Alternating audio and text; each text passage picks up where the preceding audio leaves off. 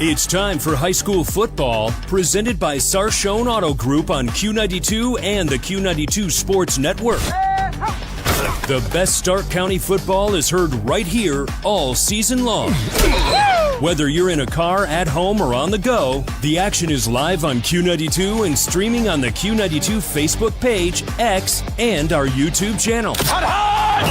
Now, let's take you live to the stadium and our broadcast team for tonight's kickoff on Q92 and the Q92 Sports Network. Here they go! Touchdown!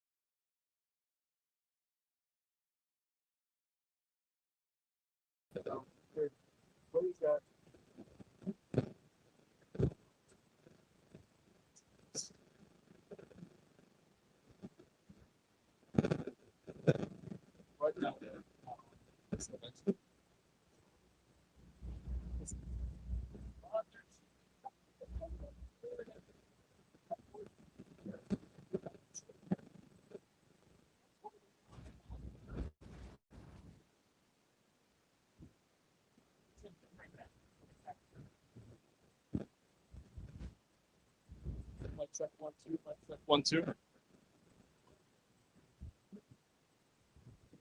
Mic check 1 2. Mic check 1 2.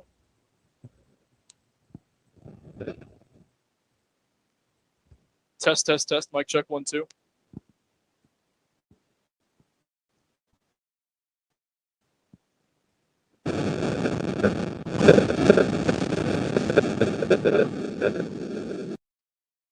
Check check check 1 2 1 2.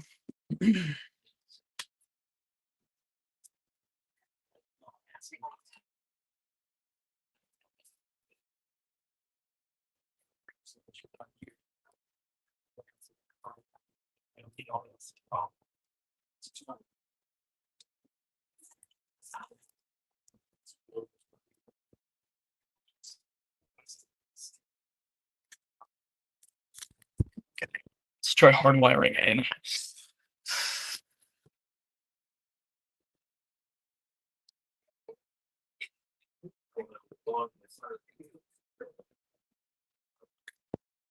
Glenoak 1 and deferred.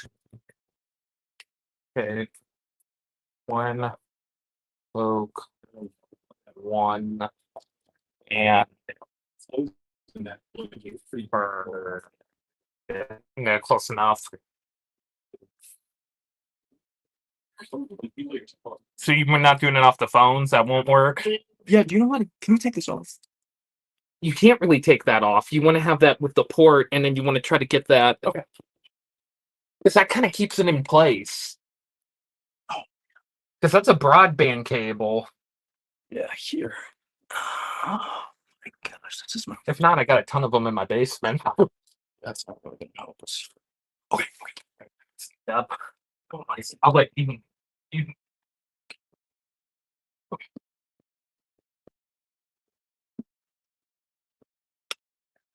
Right back there, Bobby? Yeah. Right. You can't get in trouble back there. Robert, how do you get I hope. You're back here. Well, no, maybe you can't now. Wait. This part top. I believe. There. I don't know what. It should be. Okay. We're gonna try again. That's how I know.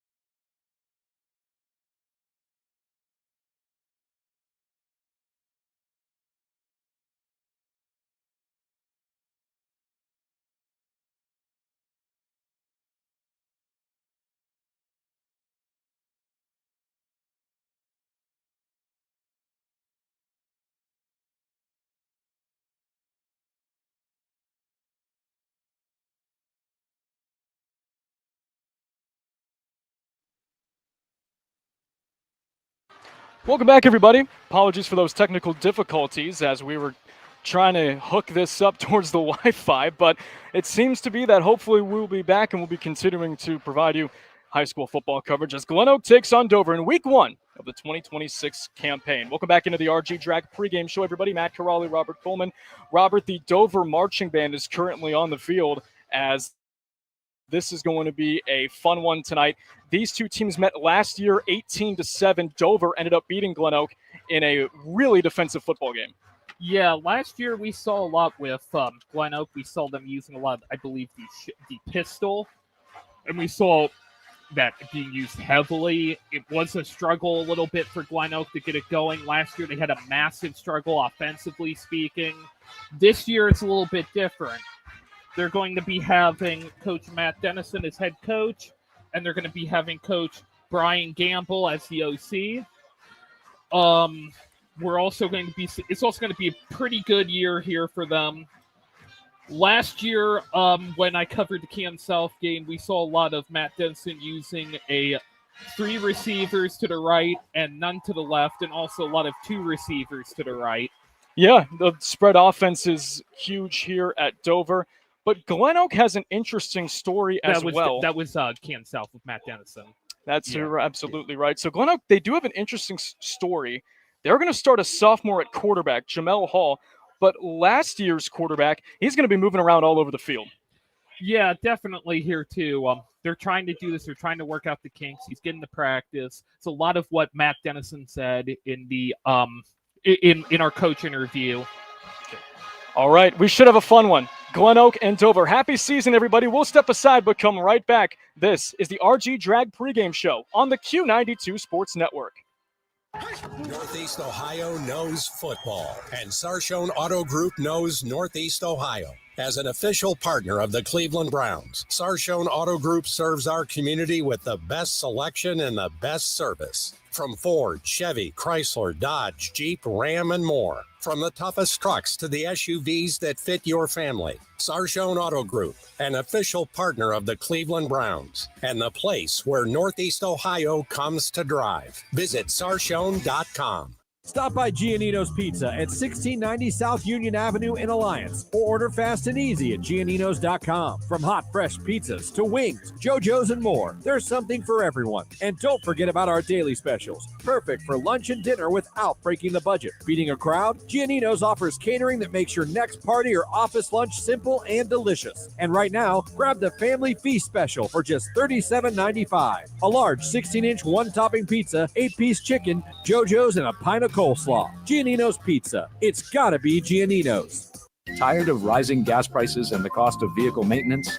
Let SARTA do the driving for you. Whether you're heading to work, school, shopping, or a doctor's appointment, SARTA offers safe, reliable, and affordable transportation throughout Stark County. Sit back, relax, and enjoy the ride while we handle the road. Plus, with convenient routes and easy trip planning, getting where you need to go has never been easier. Ride smart, ride SARTA. Visit SARTAonline.com and get moving today.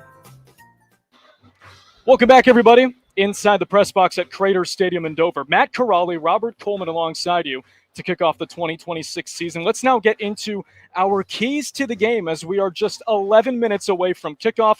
Robert, what do we need to look out for here tonight? For Dover, you win with your seniors, but they do not have a lot at this moment, although they are very talented. You're going to have to try to get a lot of experience out of your juniors. For Glenoak, for Coach Dennison, he all knows how to win. He knows how to fight, and he knows how to keep a game in winning order to the very last minute. All right, that's good stuff. Well, we also have the Coach's Corner coming back. Robert spoke with both head coaches. Let's start off with Matt Dennison in his first game as the head man of the Golden Eagles. This is Q92 Sports with Glenoak Golden Eagles head coach Matt Dennison.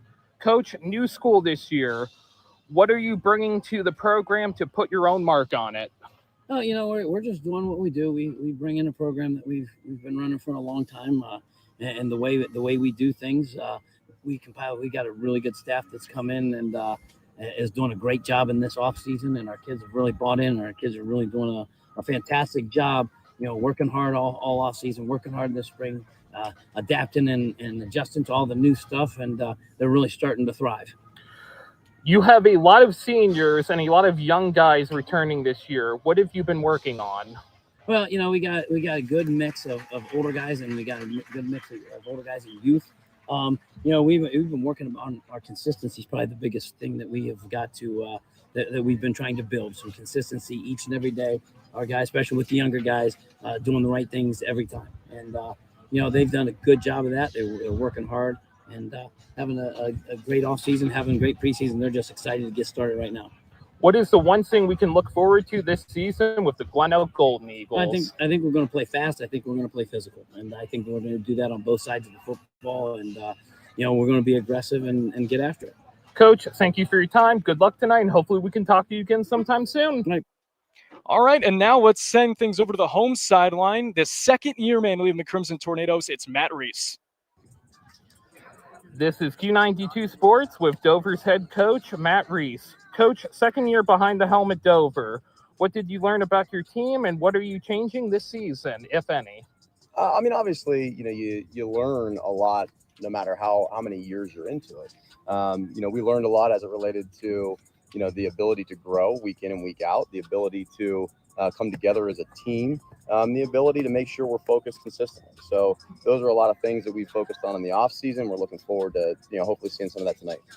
Coach, you have a deep junior class this year. What are you emphasizing?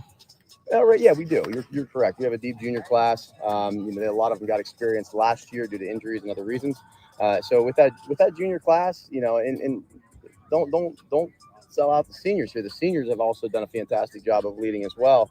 So we're looking for them to continue both juniors and seniors because they all have game experience. Looking for them to continue to lead, help our team grow. What is the one thing we can look forward to this season with Dover Crimson football? Hopefully we just continue to play fast, play aggressive, continue to move forward. But again, the biggest thing for me is play as a team. No matter what happens on a play, no matter what happens in a quarter, no matter what happens in a game, we continue to focus on our team concept. Coach, thank you for your time. Good luck tonight, and hopefully we can talk to you again sometime soon. All right, that was the Coach's Corner as Robert, the season is underway. 2 games last night that saw Fairless take down Sandy Valley on the road, and then Jackson also beating Chardon in a further road game. 7 games tonight here on the Q92 Sports Network. It's happening all across the area, all across the state. It's going to have football back. I know. The second I hear the marching band goes, I know it's the beginning of the year. We'll take another break. You're listening to the RG Drag High School Football pregame show on the Q92 Sports Network. Come discover Gentle Brook Greenhouse and Farm in Hartville. Inside nearly an acre of greenhouse space, you'll find a beautiful mix of flowers and plants ready to bring life to any setting. More than a shop, it's also home to Gentle Brook's Adult Day services, where individuals with developmental disabilities take part in meaningful, hands-on experiences that happen every day. Every visit supports a mission rooted in community. 3612 Swamp Street Northeast, Hartville. 330-877-9514 or gentlebrook.org. Gentle Brook, connecting people and community. Hey, sports fans, if you love local sports as much as we do, make sure to head over to Q92radiosports.com. Think of us as your home for local sports news, from high school to college all the way to the pros. We have area scores, local weather updates, and a quick and easy way to reach out and contact us. Best of all, it's the place to listen to all of our high school and Mount Union football games all season long. The home for Q92 Sports is Q92radiosports.com. For 50 years, Canton Christian Home has empowered seniors to live life fully through compassionate housing, assisted living, and skilled nursing care. Join us for our upcoming Swiss steak dinner September 19th and special 50th anniversary events this fall. Visit CantonChristianHome.org for more details. Every donation supports quality care and residents facing financial hardship. To learn more, schedule a tour, or support our mission, call Lauren Cook at 330-430-5145. You're listening to High School Football presented by Sarshone Auto Group on the Q92 Sports Network. Welcome back, everybody, into the RG Drag pregame show on the Q92 Sports Network. We are minutes away from the start of a new season as Glenoak will take on Dover. The Crimson Tornadoes, to our upper left in the back corner of the end zone, are coming out of a inflatable Dover helmet as they start to sway back and forth, as this program has been around since 1896, kicking off another season. The fabric of not just this community, Robert, but really this county, this region, it's fabricated with high school football. I know, it's crazy. Dover New Philly rivalry is one of only 3 rivalries to be ranked in the ESPN high school rivalry rankings. And here they come. You start to hear the roar of the crowd. We call it the fastest 10 weeks of the year, the high school football regular season. And we're glad you're with us to be a part of it all season long on the Q92 Sports Network. The Crimson Tornadoes are now huddled on their sideline. Glenoak getting ready to go with their special teams unit on the field. Let's pause 10 seconds. You're listening to the RG Drag High School Football pregame show on the Q92 Sports Network. You're listening to High School Football presented by Sarshone Auto Group on the Q92 Sports Network.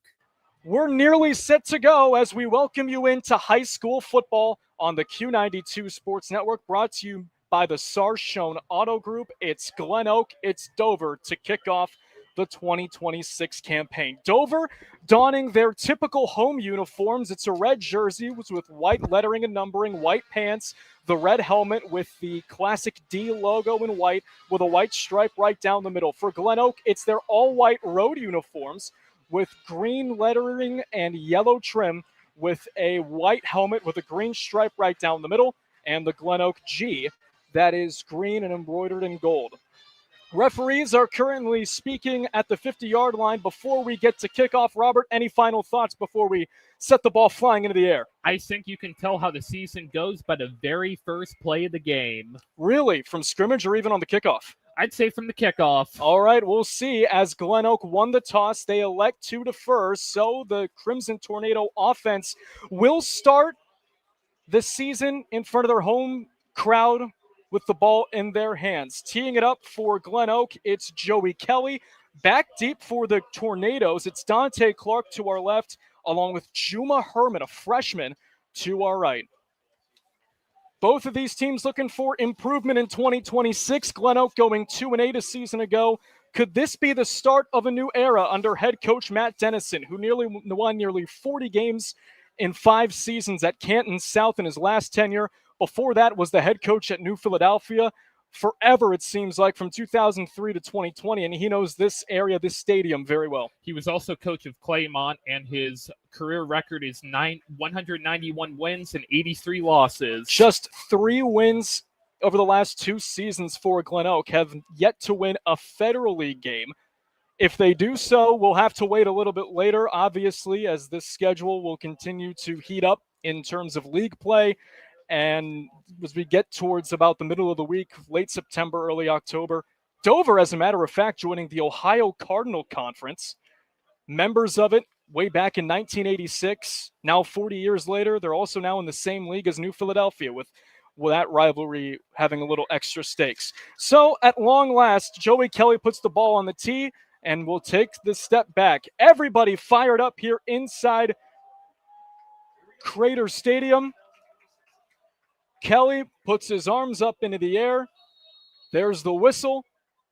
Kelly approaching the football. Toe meets leather on a line drive kick on the left side. It's picked up at the 10 by Clark. And Dante Clark going to the 25. He's tripped up at around the 30-yard line. It's going to be a return of 20 yards. And that's the way Dover will get the ball as we are off to the races on the 2026 season. Going to be a very interesting one here. They started out at the 20-yard line? They brought it out to the 30 from the 10. They're going to start out the 30-yard line. Perfect place to start out the ball here and perfect place to get the drive going for Dover. Dieter Weber, number 16, the junior quarterback, nearly a 2,000-yard passer a season ago to go with 19 touchdowns to boot, has Division I offers from UConn and Miami of Ohio. In the spread offense, they go 2 receivers left and right. Weber in the shotgun. We see motion, and we have a pre-snap penalty. This looks to be on Glenoak's defensive edge. On the left side, it's number 8, the senior linebacker, Marcus Hill. So that'll move the ball up 5 yards on the encroachment penalty, and that'll make it a 1st and 5 on the 35. Perfect place for Dover to get this started. 2 left, 2 right. They send a man in motion, and Cohen Murray right to left. They give it to him on a jet pass 40. Murray breaking to the outside. He could go 50, 45, 40. Murray at the 30, 25 down the sideline, 15. He's tackled out of bounds at the 15. Tamarian Patterson out of the secondary takes him down, but a big run flipping the field. 55-yard scamper, and it's first down Dover on the Glenoak 15 on the very first play from scrimmage. You had Danette Clark for Dover going there for the block. And that was the big reason how Dover got so many yardage on that. 2 receivers left, 2 right again. In the shotgun again is Weber. To his left hip. Looks to be the running back, and they give it to Carson McGarry as he's taken down for a gain of 1. He'll be taken down to the 14-yard line. Actually, that's going to be no gain. He got tackled at the line of scrimmage, and that's going to bring up a second down and 10. 11:23 and counting remains in the opening quarter as Weber in the shotgun. Twins left and right once more. You'll expect a lot of this tonight. He takes a snap. Weber looking right, throws it incomplete, just out of the reach of Cooper Canary. And now, quickly, Robert, we have a 3rd and 10. They're in a good territory for Dover, even though it's 3rd and 10. If they can't get anything going on this drive, at least they can go for a kick and see what happens. Dover looking to improve on a 4-6 record. These two teams met last year. Crimson Tornadoes winning that one 18-7. One left, trips right this time for the Crimson Tornadoes. They send Murray in motion right to left. Here's the snap. Weber looking left. He'll go in a wide out screen to Dante Clark. He catches it at the 15. Clark trying to avoid tacklers, but it'll be taken down and around the line of scrimmage. They get nothing on that. So after a 55-yard run, they get stonewalled at around the 14-yard line, only gaining 1 yard the rest of the drive, and now it's field goal time for Dover. This is the best position to be in, at least, even though that was a 3rd down, now pushing into the 4th down for the field goal. At least they're in a good position to get this. Junior kicker Jacob Noretto on to try a field goal from 31 yards left hash. Dante Clark to hold. Here's the snap. It's low. Clark can't field it cleanly, and he's rolling out right. Clark on the 25, trying to make some magic happen. 20, 15, 10. Clark with a nice move, but he's taken down at the 5, and Dover gets nothing out of the possession. That wasn't the best of move, really, for Dover. That was more like a Madden-style move when you're kind of messing around in Madden. Yeah, the snap was a little bit low, so Clark had to improvise due to the timing being off with the swing of the leg of Jacob Noretto. He did the best job that he could, but Glenoak was there easily to swarm him up. Yeah, it kind of reminds me of an early, mid-20s 10 McKinley play. So now the ball will be spotted at what looks to be the 5-yard line. It is the 5-yard line.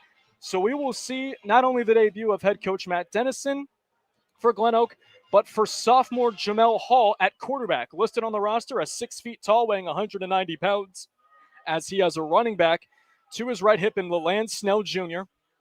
1 receiver left, 2 to the right are the receivers. They send a man in motion, and Chrissy going left to right. Here's the snap. It's Hall on a give to Chrissy as he looks to, or Snell, I beg your pardon. And did the ball come out at the 6-yard line? They seem to have tackled him there. It's only going to be a gain of 1. It looks like maybe 2. We'll wait for an official spot. Glenoak did fall on top of it. It's going to be 2nd down and 8 on the 7. At least Dover here is in a good position. I mean, even in a punt return, you couldn't be in this great of yardage for Dover. 9:54 and counting left to go in this first quarter. Dover nothing, Glenoak nothing on the Q92 Sports Network. High school football brought to you by the Sarshone Auto Group. 1 receiver left. That's Cadron Saunders, and 1 out wide to the right. In the gun is Hall. He'll take the snap. He'll hand it off. It's going to be a run with Snell again. He gets a little bit more this time, but not so much when all said and done. It's another game of 2. He's taken down at the 9. It's going to bring up a 3rd down and 6. We saw a lot of the shotgun last year in this game, me and Mike Voorhees. They're trying to do it again this year, and we're going to see how that results out. So 3rd and 6, some substitutions being made in terms of the offensive line for Glenoak, as Matt Dennison saying that this is a young line. A lot of people are going to be able to compete for starting jobs, and so far only a couple yardage, but we'll see if they air it out here with Hall as he is in the shotgun. 1 receiver's left, trips right, and we have pre-snap motion. Second pre-snap penalty on Glenoak as it's going to be a false start. That's definitely not the kind of position you want to be in if you're Glenoak, especially this almost into the end zone. It's also goes to show you that this is only week one. We're literally in the first quarter, 8:56 left in the opening, but kind of shaking off the cobwebs a little bit, especially on either side. On Dover, you can say doing that in terms of execution. You have a great 55-yard run. You're set up to score, but you end up trying to settle for a field goal, and it was a bad snap. So both teams making the mistakes here early. Yeah, it's the best part about week one. Everybody starts out 0-0. One left, three right of the receivers. On 3rd and 11 from the 4, after the false start, it's going to be taking the snap, rolling right. It's complete to number 6, Tamarian Patterson, but he gets wrestled down all the way back at the 2-yard line. What a job out of the secondary by number 6, Cooper Canary, as he gets backed up all the way to about the 6, it looks to be. And that's going to bring up 4th down. Here comes the punting unit for Glenoak. And with that, we'll also see if Dover is going to rush in terms of the punting unit, because if they get a block, they could get a touchdown out of this in the end zone. You might see Glenoak try to get there directly to the ball once it's punt return. They're definitely going to be going straight on gas on the pedal to try to get to it. Number 43 is on to punt for Glenoak. We don't have one on our roster, but here it is. The kick is away. End over end, shallow, going towards the middle of the field. It's taken a couple Glenoak bounces. Past the 50 it goes, and it will stop at the Dover 46.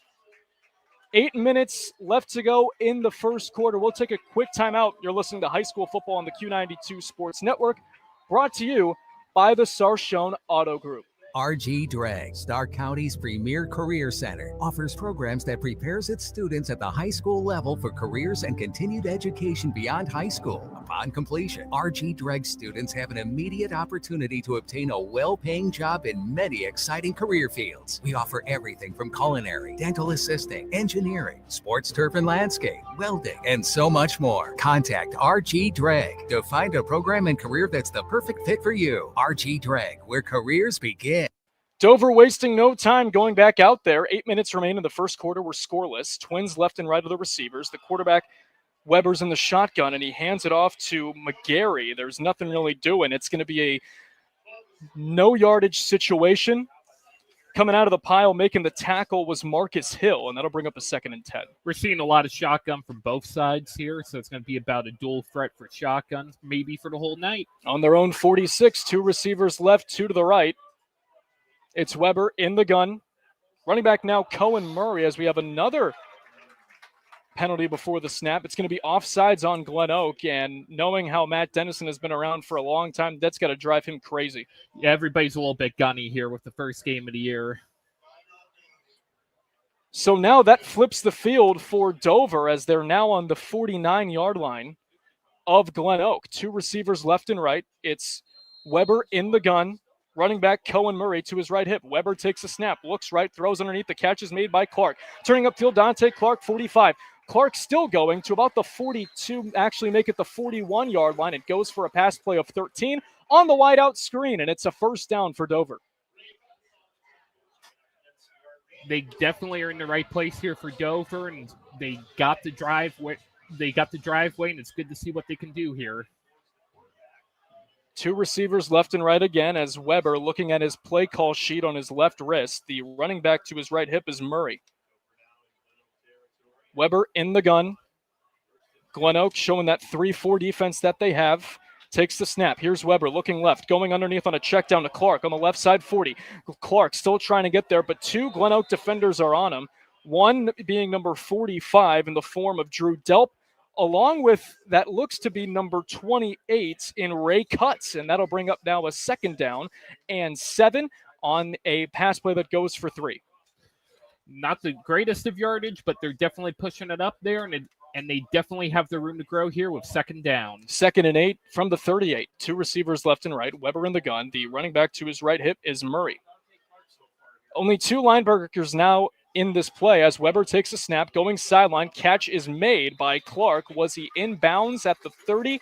Yes, he was, and it's going to be a 1st down as he got the foot in on the pass play that goes for 8. New set of downs for the Crimson Tornadoes. Dante Murray is definitely going to be the number 1 guy to go for Dover tonight. They're definitely going to be hammering him, and it's going to be the key for victory here. Another one for Dover. He is Weber's go-to target. 5 touchdown catches a year ago, and defensively, he also can get to the ball, picking off 3 passes. 2 receivers left and right. Here comes Clark in motion, and we have a flag, and it's going to be a false start called on the Tornadoes. First penalty for Dover on the night, so that'll get backed up 5. We might see another one like that Salem Can Central Catholic game we did last year. 1st and 15 from the 35. Yeah, that was a penalty fest, wasn't it? Yeah. A lot of laundry was out on the field. 6:25 remaining, first quarter. Dover nothing, Glenoak nothing. The Crimson Tornadoes facing a 1st and 15. 2 receivers left and right. In the gun, Weber. To his left hip, Cohen Murray takes the snap, give to Murray. Up the middle of the field to the 35, and he'll be taken down there. It's only matter of fact, no gain on the play, and it'll be a 2nd down and 15. The Glenoak interior defense making a statement here, as that was number 11 in Braden Saunders, the defensive lineman on the tackle. I think earlier I called Dante Murray Danette Murray, but he's definitely reminds me of Dylan Anderson last year at East Can. He was definitely their go-to, and he's definitely got that kind of mentality to him, which is good. Dante Clark can fly as well. Great speed out of Dover's number 1. 1 receiver left. Lone man is Rowdy Daly, the sophomore wideout. Trips right are the Crimson Tornadoes. I meant Dante Clark, yeah. No worries there. Weber in the gun. It's going to be Cohen Murray to the right hip of him. As the play clock still at 25 here, in a relatively fair time. Here's the snap. Weber rolling right, in trouble, and Weber's going to be sacked. Taken down at the 42-yard line by number 52, Keegan Elmore. And that is the first big defensive play on the night on either side. They're going to mark him down at the 41. It's going to be a loss of 7 on the sack, and it's going to bring up a 3rd and long here.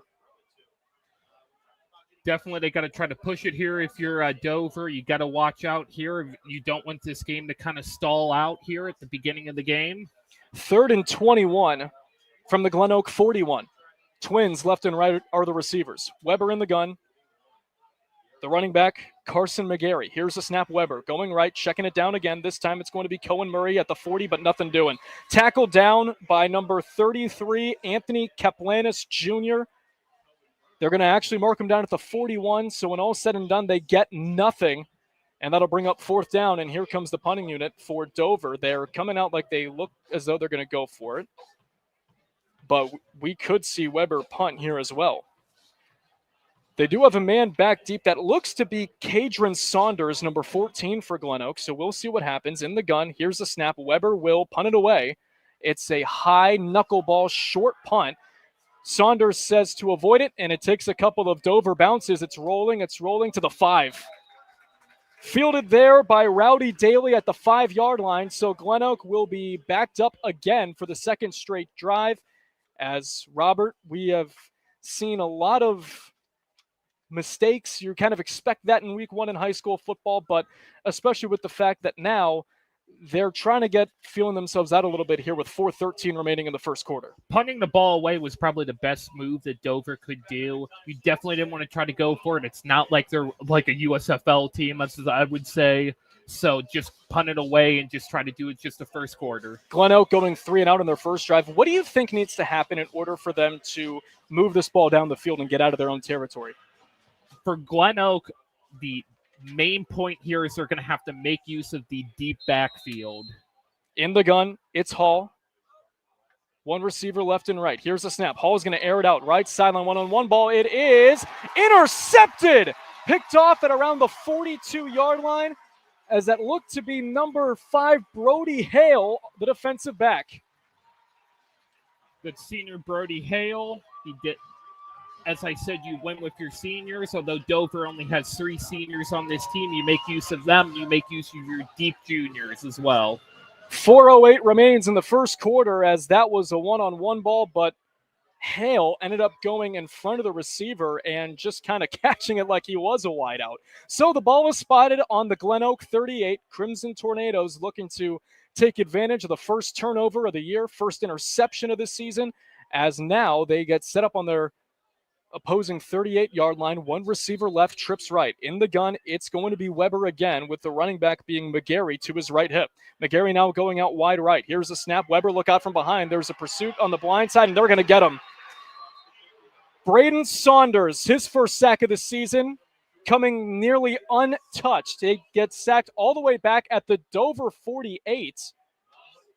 We'll see how long the loss of yardage is here. That was almost like a nickel quarter play for Madden. It's going to be a loss of 13 when all said and done, and it's going to bring up now a 2nd and 23.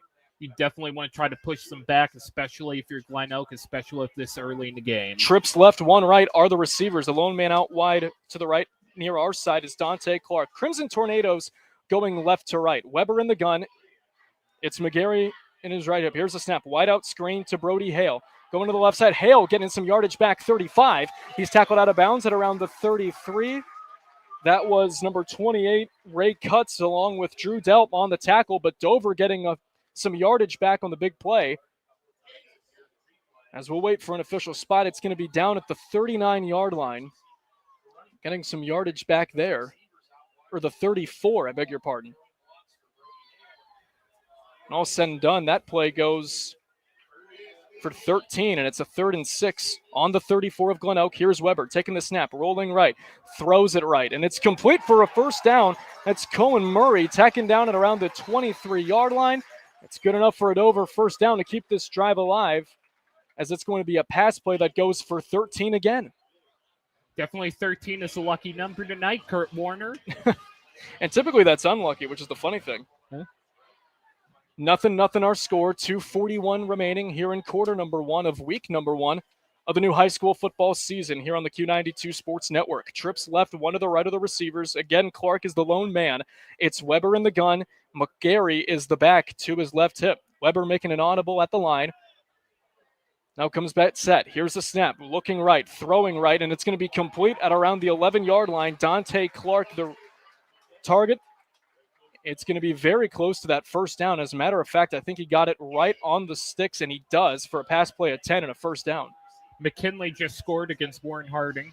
That's a look at our Sardis scoreboard. You can hear that game on Q92. Here's a run with McGarry. Right side fighting through defenders past the 5 down to the 4.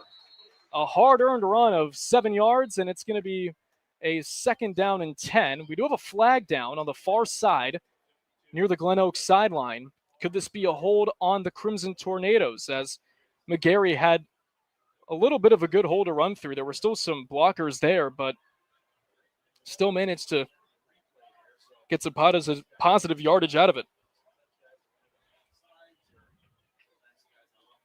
It may have been holding, could be a little bit offsides. Let's see.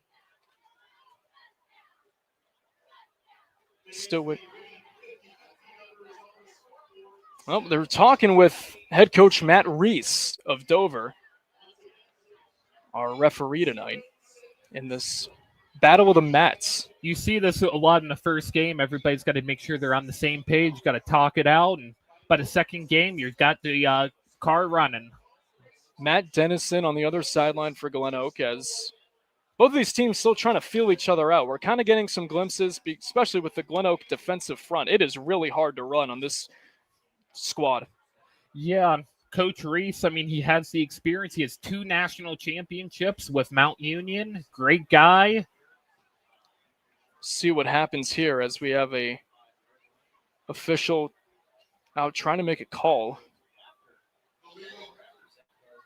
Well, he had an illegal. I think his mic went out. I think we heard illegal formation, it looked to be, as they're talking still. Oh, it's a too many men on the field penalty on Glenoak as they were trying to get situated. Now it's going to be a first down from the 4. Glenoak's defense did look a little awkward, I'd say, on that play. A lot of people on the ball. So the Crimson Tornado offense coming out. Weber in the gun. The down marker says it's 2nd down. Scoreboard says first. We're going to treat this as if this is a 2nd down and 3. They can still get a first down if they get to the 1. Weber in the gun.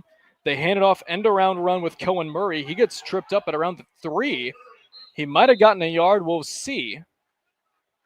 He did get a yard. So it's going to bring up a 3rd and 2.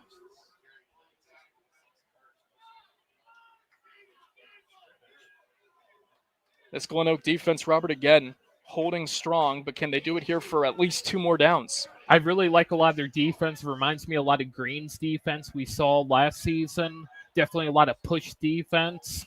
Sometimes it can be a little bit awkward, but it looks, for the most part, pretty good to me. 3rd down and 2. Ball spotted on the 3. They're going to go in the I formation here. 3 men in the backfield as we have whistles and we have a timeout called. Timeout called by Dover. It's going to be their first of the night. And with that, we will take a break. 1:21 remaining in the first quarter. Dover nothing, Glenoak nothing. You're listening to high school football right here on the Q92 Sports Network, presented by the Sarshone Auto Group.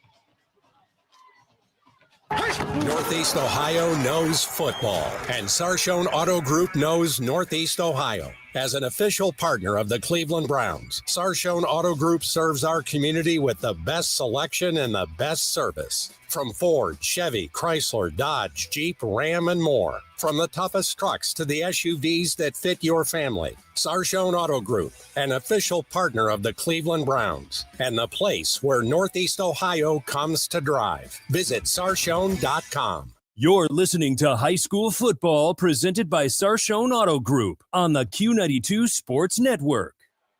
1:21 left to go. 3rd and 2 from the 1. Dover coming out in the I formation after burning a timeout, their first of the half. Usually you see a lot of the I formation north of the border up in Michigan. It's going to be interesting to see what they do with it. Weber under center. He's going to hand it off to Cohen Murray near the goal line at the 1. Did he get there? That's the question.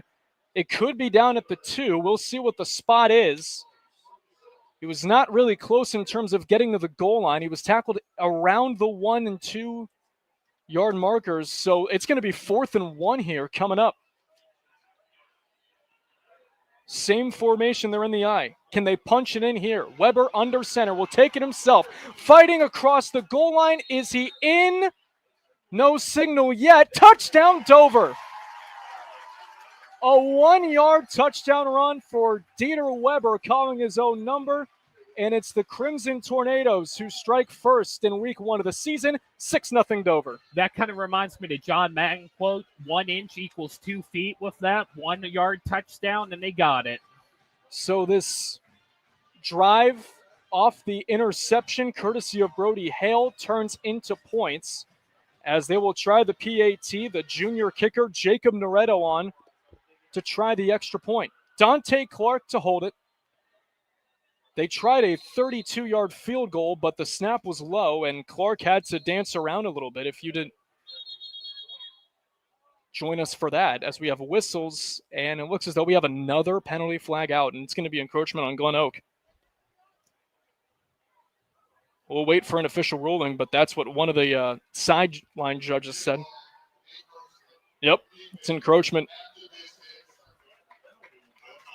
So, nothing really doing. They just move it up to the 1, as now it's going to be an even shorter PAT. This is a 20-yard try now. Or make that 19, I beg your pardon. I wouldn't doubt some people would say the shorter ones are harder. Clark to hold. Noretto to kick. Here's the snap. It's a good one. Ball down, kick on the way. It's up. It is good. 48 seconds remain here in the first quarter.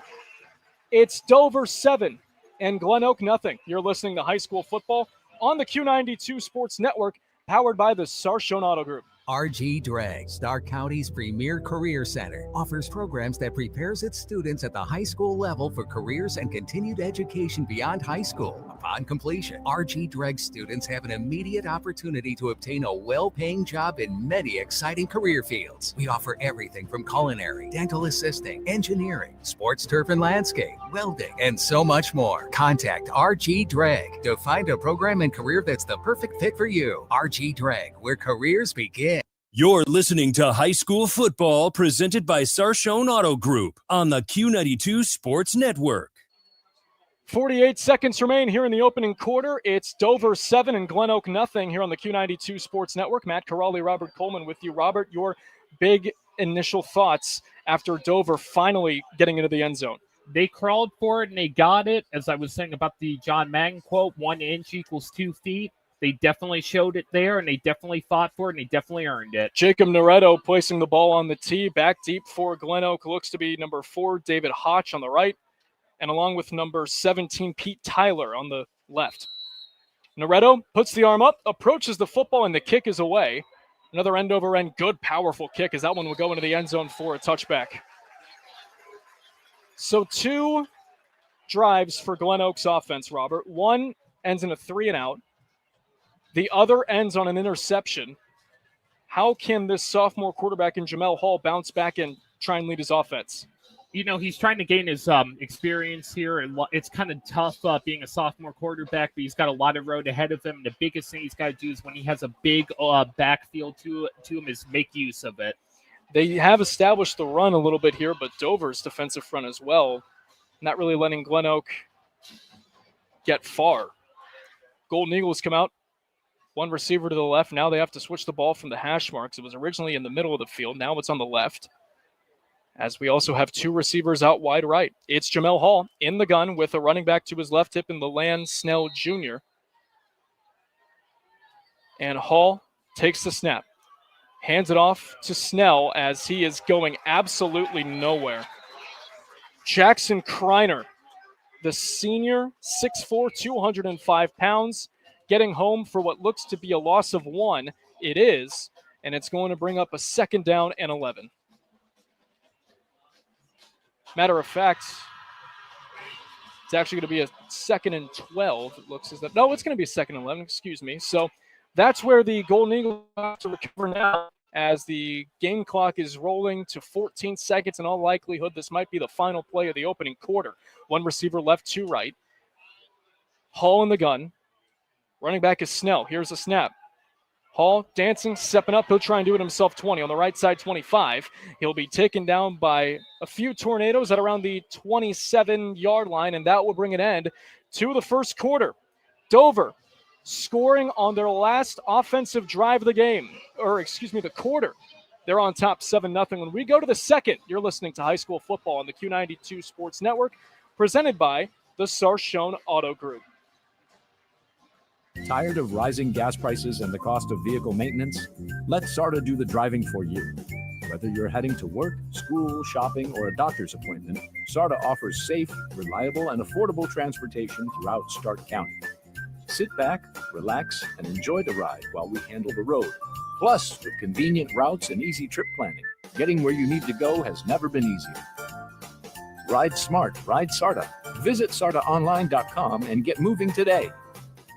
Stop by Giannino's Pizza at 1690 South Union Avenue in Alliance, or order fast and easy at Gianninos.com. From hot, fresh pizzas to wings, JoJo's, and more, there's something for everyone. And don't forget about our daily specials, perfect for lunch and dinner without breaking the budget. Feeding a crowd? Giannino's offers catering that makes your next party or office lunch simple and delicious. And right now, grab the Family Feast Special for just $37.95. A large 16-inch one-topping pizza, 8-piece chicken, JoJo's, and a pint of coleslaw. Giannino's Pizza. It's gotta be Giannino's. Welcome back, everybody. Matt Corrali, Robert Coleman with you. Start of the second quarter, 3rd down. That's going to be a run, as it's going to be number 3, Leland Snell Jr. He'll go for only 2 yards, taken down at the 31-yard line. And that's going to be enough for a 1st down, as it was only a 3rd and 2. They get 3 on that one. Definitely here. Glenoak has the deep backfield. They're going to have to try to make use of this, and they're going to have to try to put the gas on the pedal. Their quarterback seems to be a little bit more of an athletic-y quarterback, but we'll have to see here. 2 receivers go wide to the left. It's going to be Hall in the gun. He takes the snap, hands it off to Leland Snell Jr., going to the right side, nothing doing. Only a pickup of 1, maybe a 1.5 yards. We'll wait and see. They're going to give him 2 yards on the carry. It's going to be down at the 33-yard line. 2nd and 8 coming up for the Golden Eagles. The Golden Eagles have the good opportunity here. They still have the big backfield. They still have a lot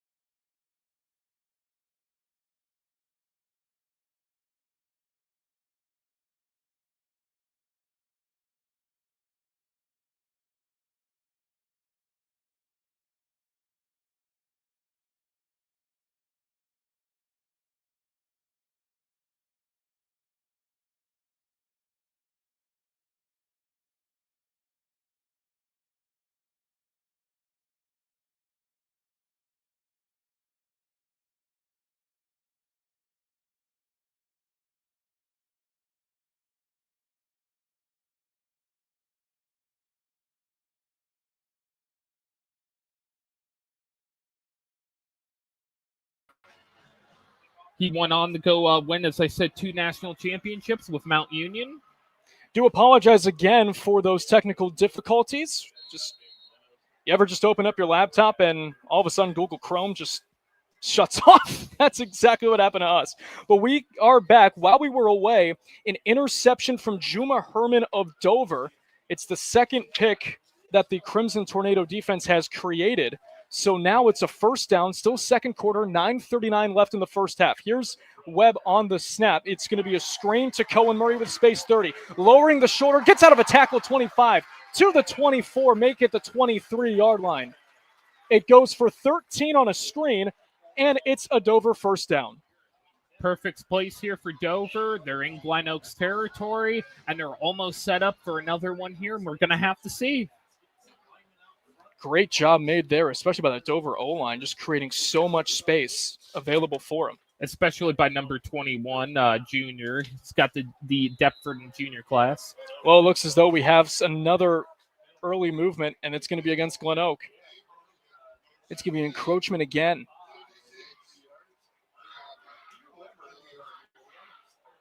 As that will move the ball now up 5 more yards to the 18-yard line it goes for a Dover first down. The officials say wind the clock. One receiver out to the left, and Rowdy Daly and trips right.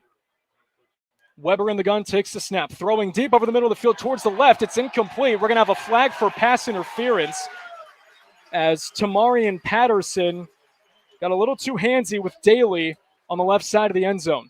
Yeah, he was kind of a little bit distracted there. He saw number, I believe, 0 for Glenoak. I believe that is. But, yeah, definitely one there. We have them breaking here, and we have they're about to set up. It is going to be a pass interference call. The referee announcing that now. 9:12 remains, quarter number 2. Dover 7, Glenoak nothing. Crimson Tornadoes looking for more. One receiver out wide left, trips to the right. Weber in the gun. And Cohen Murray to his left hip. Weber takes the snap, give to Murray, up the middle of the field, fighting, nothing doing. The Glenoak defensive front standing tall, as that was number 1, Evan Chrissy leading the charge along with Braden Saunders. And now we're going to have a second down still on the 9-yard line, second and goal. Glenoak's defense kind of heavily reminds me of last year's Green defense. It's a very push. It's very like in Madden, what they call the nickel quarter defense. Second down and goal from the 9. One receiver left. Lone man is Clark. Trips right. Weber in the gun.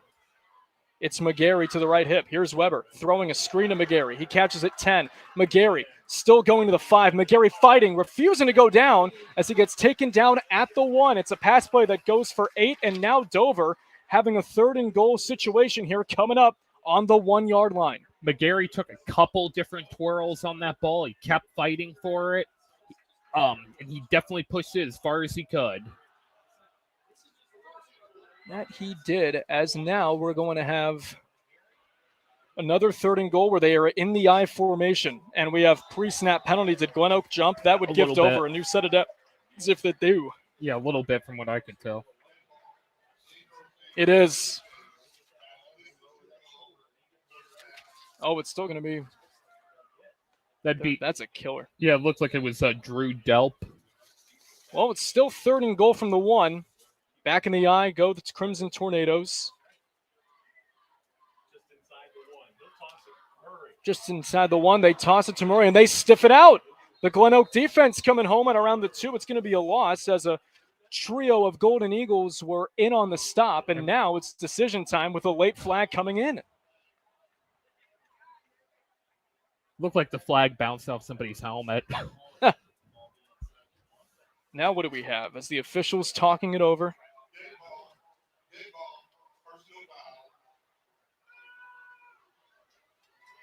It's a personal foul called on Glenoak. Act out of conduct called on number 33, Anthony Kaplanis Jr. And now it's going to be a fourth down.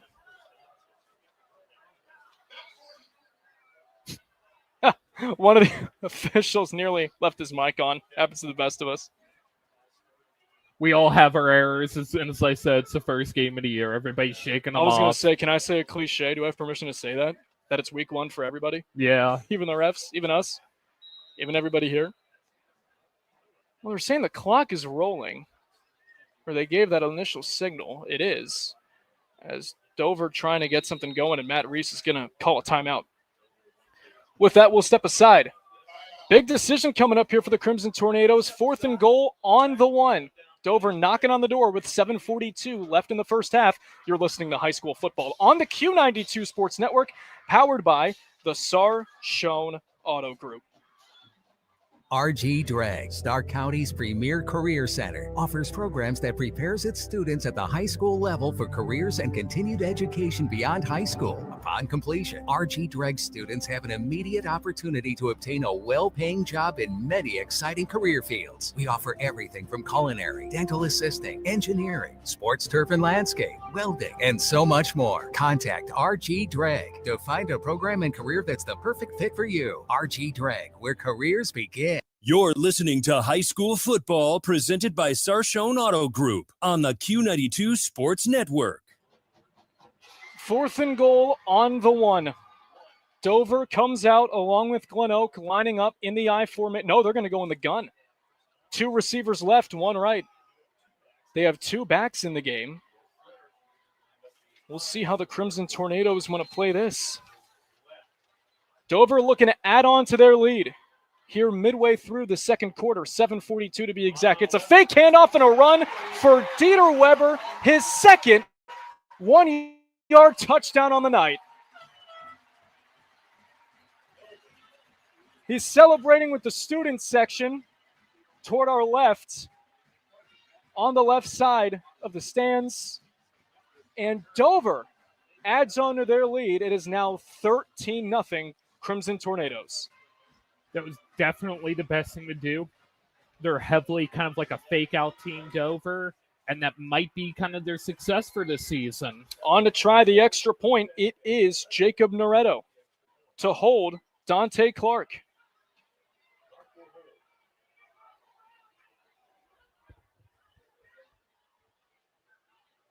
Noretto taking the steps forward. Clark drops to a knee. Noretto's ready. Here's the snap. It's a good one. Hold down. Kick on the way. It is good. 7:39 remains here in the first half. It's Dover 14, Glenoak nothing. You're listening to High School Football on the Q92 Sports Network, powered by the Sar-Schoen Auto Group. Northeast Ohio knows football, and Sar-Schoen Auto Group knows Northeast Ohio. As an official partner of the Cleveland Browns, Sar-Schoen Auto Group serves our community with the best selection and the best service. From Ford, Chevy, Chrysler, Dodge, Jeep, Ram, and more. From the toughest trucks to the SUVs that fit your family. Sar-Schoen Auto Group, an official partner of the Cleveland Browns, and the place where Northeast Ohio comes to drive. Visit sarschoen.com. You're listening to High School Football presented by Sar-Schoen Auto Group on the Q92 Sports Network. 7:39 remains here in quarter number 2. Matt Corrali, Robert Coleman with you here inside Crater Stadium as it was another 1-yard touchdown run for Dieter Weber as Dover now extending their lead to 14-0. Dieter Weber is definitely showing his stuff here. He's definitely got D1 colleges looking at him for a reason. Yeah, UConn and Miami of Ohio offering him as Noretto approaches the football. Nice kick. It's a strong one going towards the end zone, and it hits there in the gray end zone with Dover written across in red lettering and white trim for a touchback. So Glenoak offense having some work to do. Obviously not really moving the ball downfield. 2 interceptions so far created by this Dover defense. Do you try to establish the run a little bit? Because that's what they do, and especially in the early downs. It's just that Dover's offensive line is already waiting for them at the line of scrimmage and even worse in the backfield. Yeah, Dover's definitely got a good defensive line here.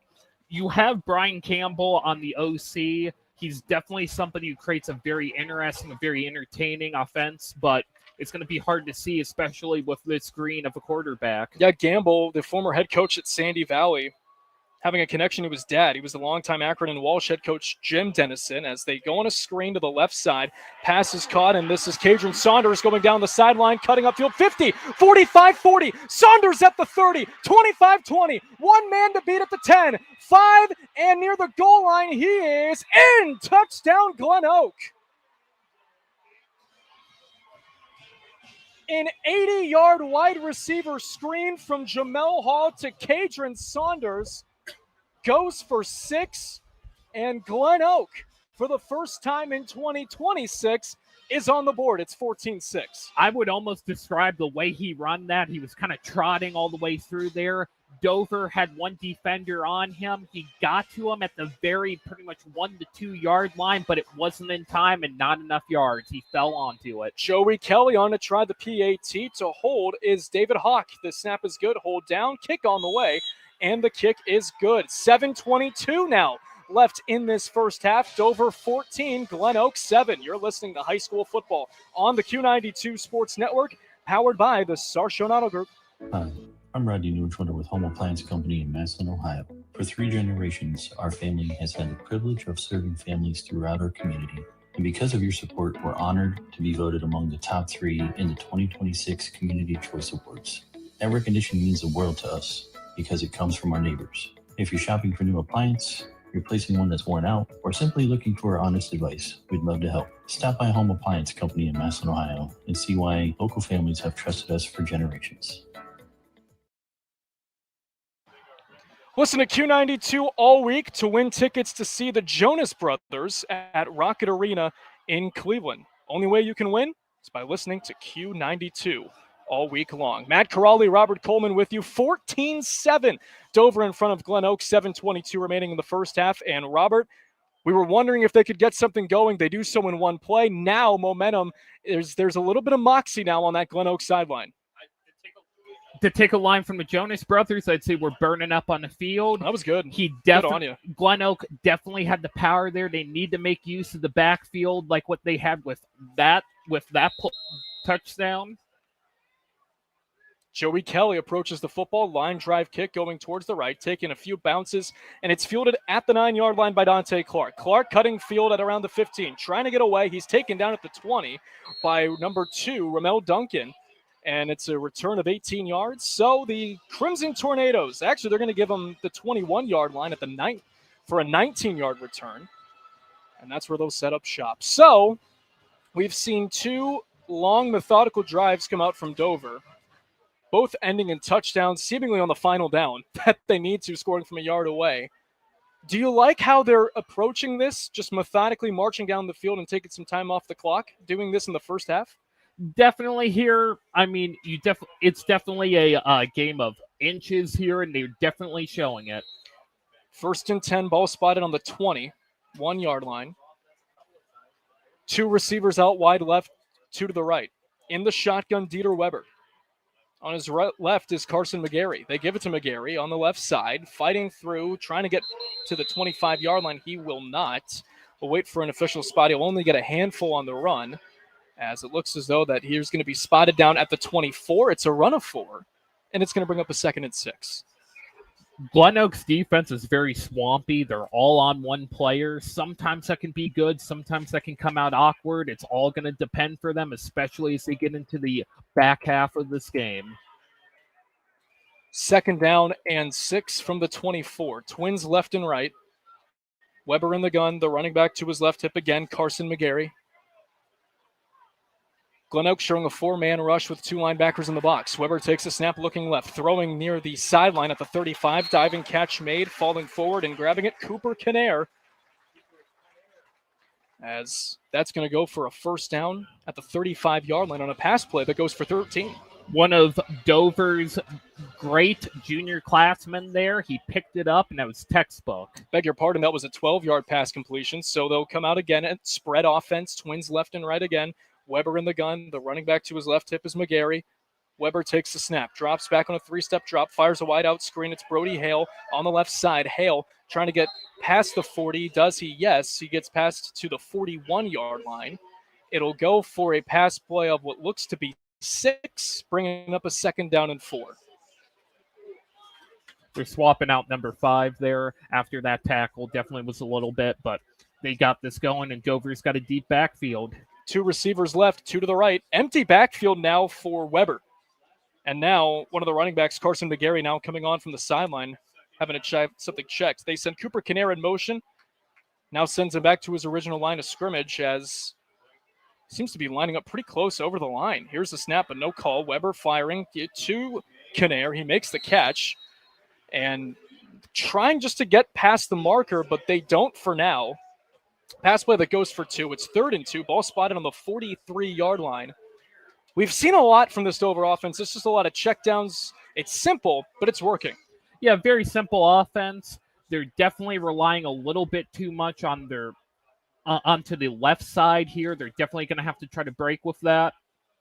3rd down and 2. It's going to be Weber calling his own number, and he'll try to go up the middle and get absolutely nothing.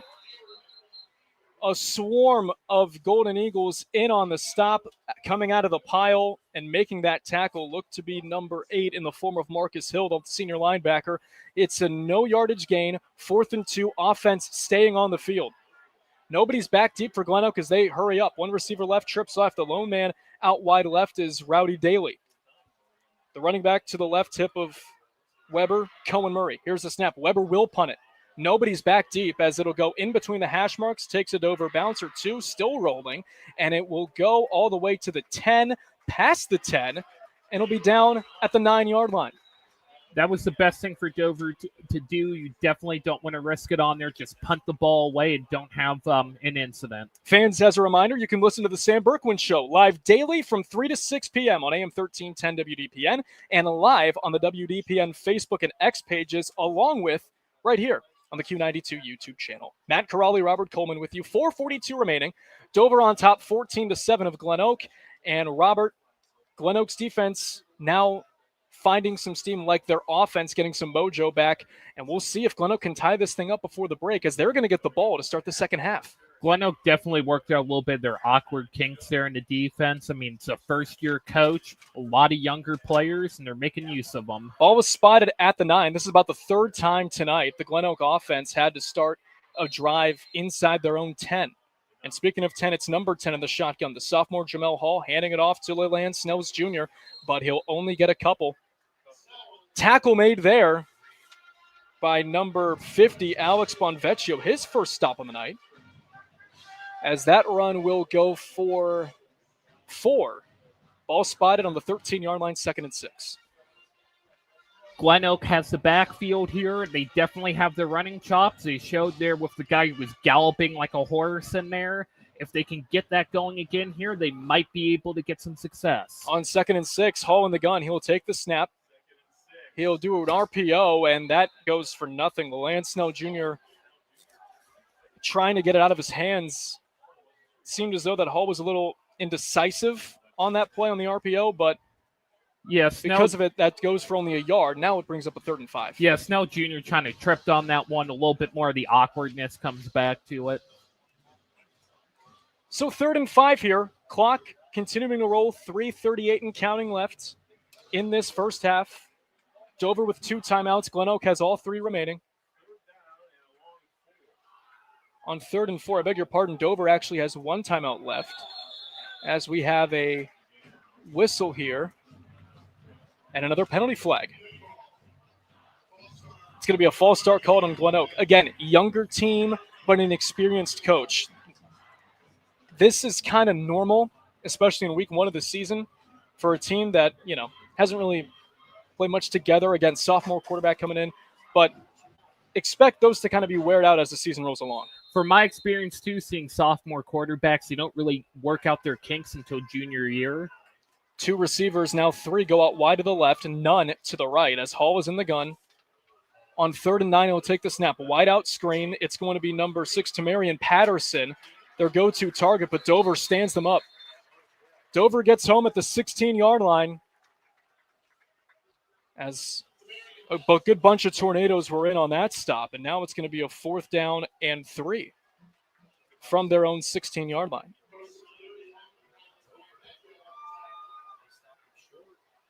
So we'll see what They're stopping a little short here. they want to do, and now the punting unit's coming out on the field. A little bit of a go back and forth game here, setting the tone and the pace for the rest of the night. I believe this is Tommy Strain on to punt. He's listed on the roster as number 99. Punter's wearing 43. Return man for Dover is Dante Clark. As we have whistles, and what do we have here? It's a flag. They're going to get Glenoak for a delay of game. A lot of penalties here in this matchup. About 70 to 30% of them is the difference between Glenoak and Dover. Glenoak with the majority. So now Strain will have to punt from his own end zone. Dante Clark standing on the Glenoak 45. Strain catches it. Another flag is down. It's going to be a short pump. He kind of shanked it a little bit as it takes some Dover rolls to the 36, maybe the 37-yard line. They're going to mark it at the 37. We'll see what this penalty marker becomes, however.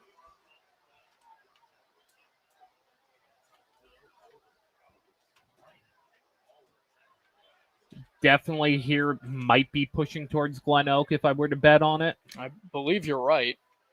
Officials are talking at around the 7 or 8 yard line right now.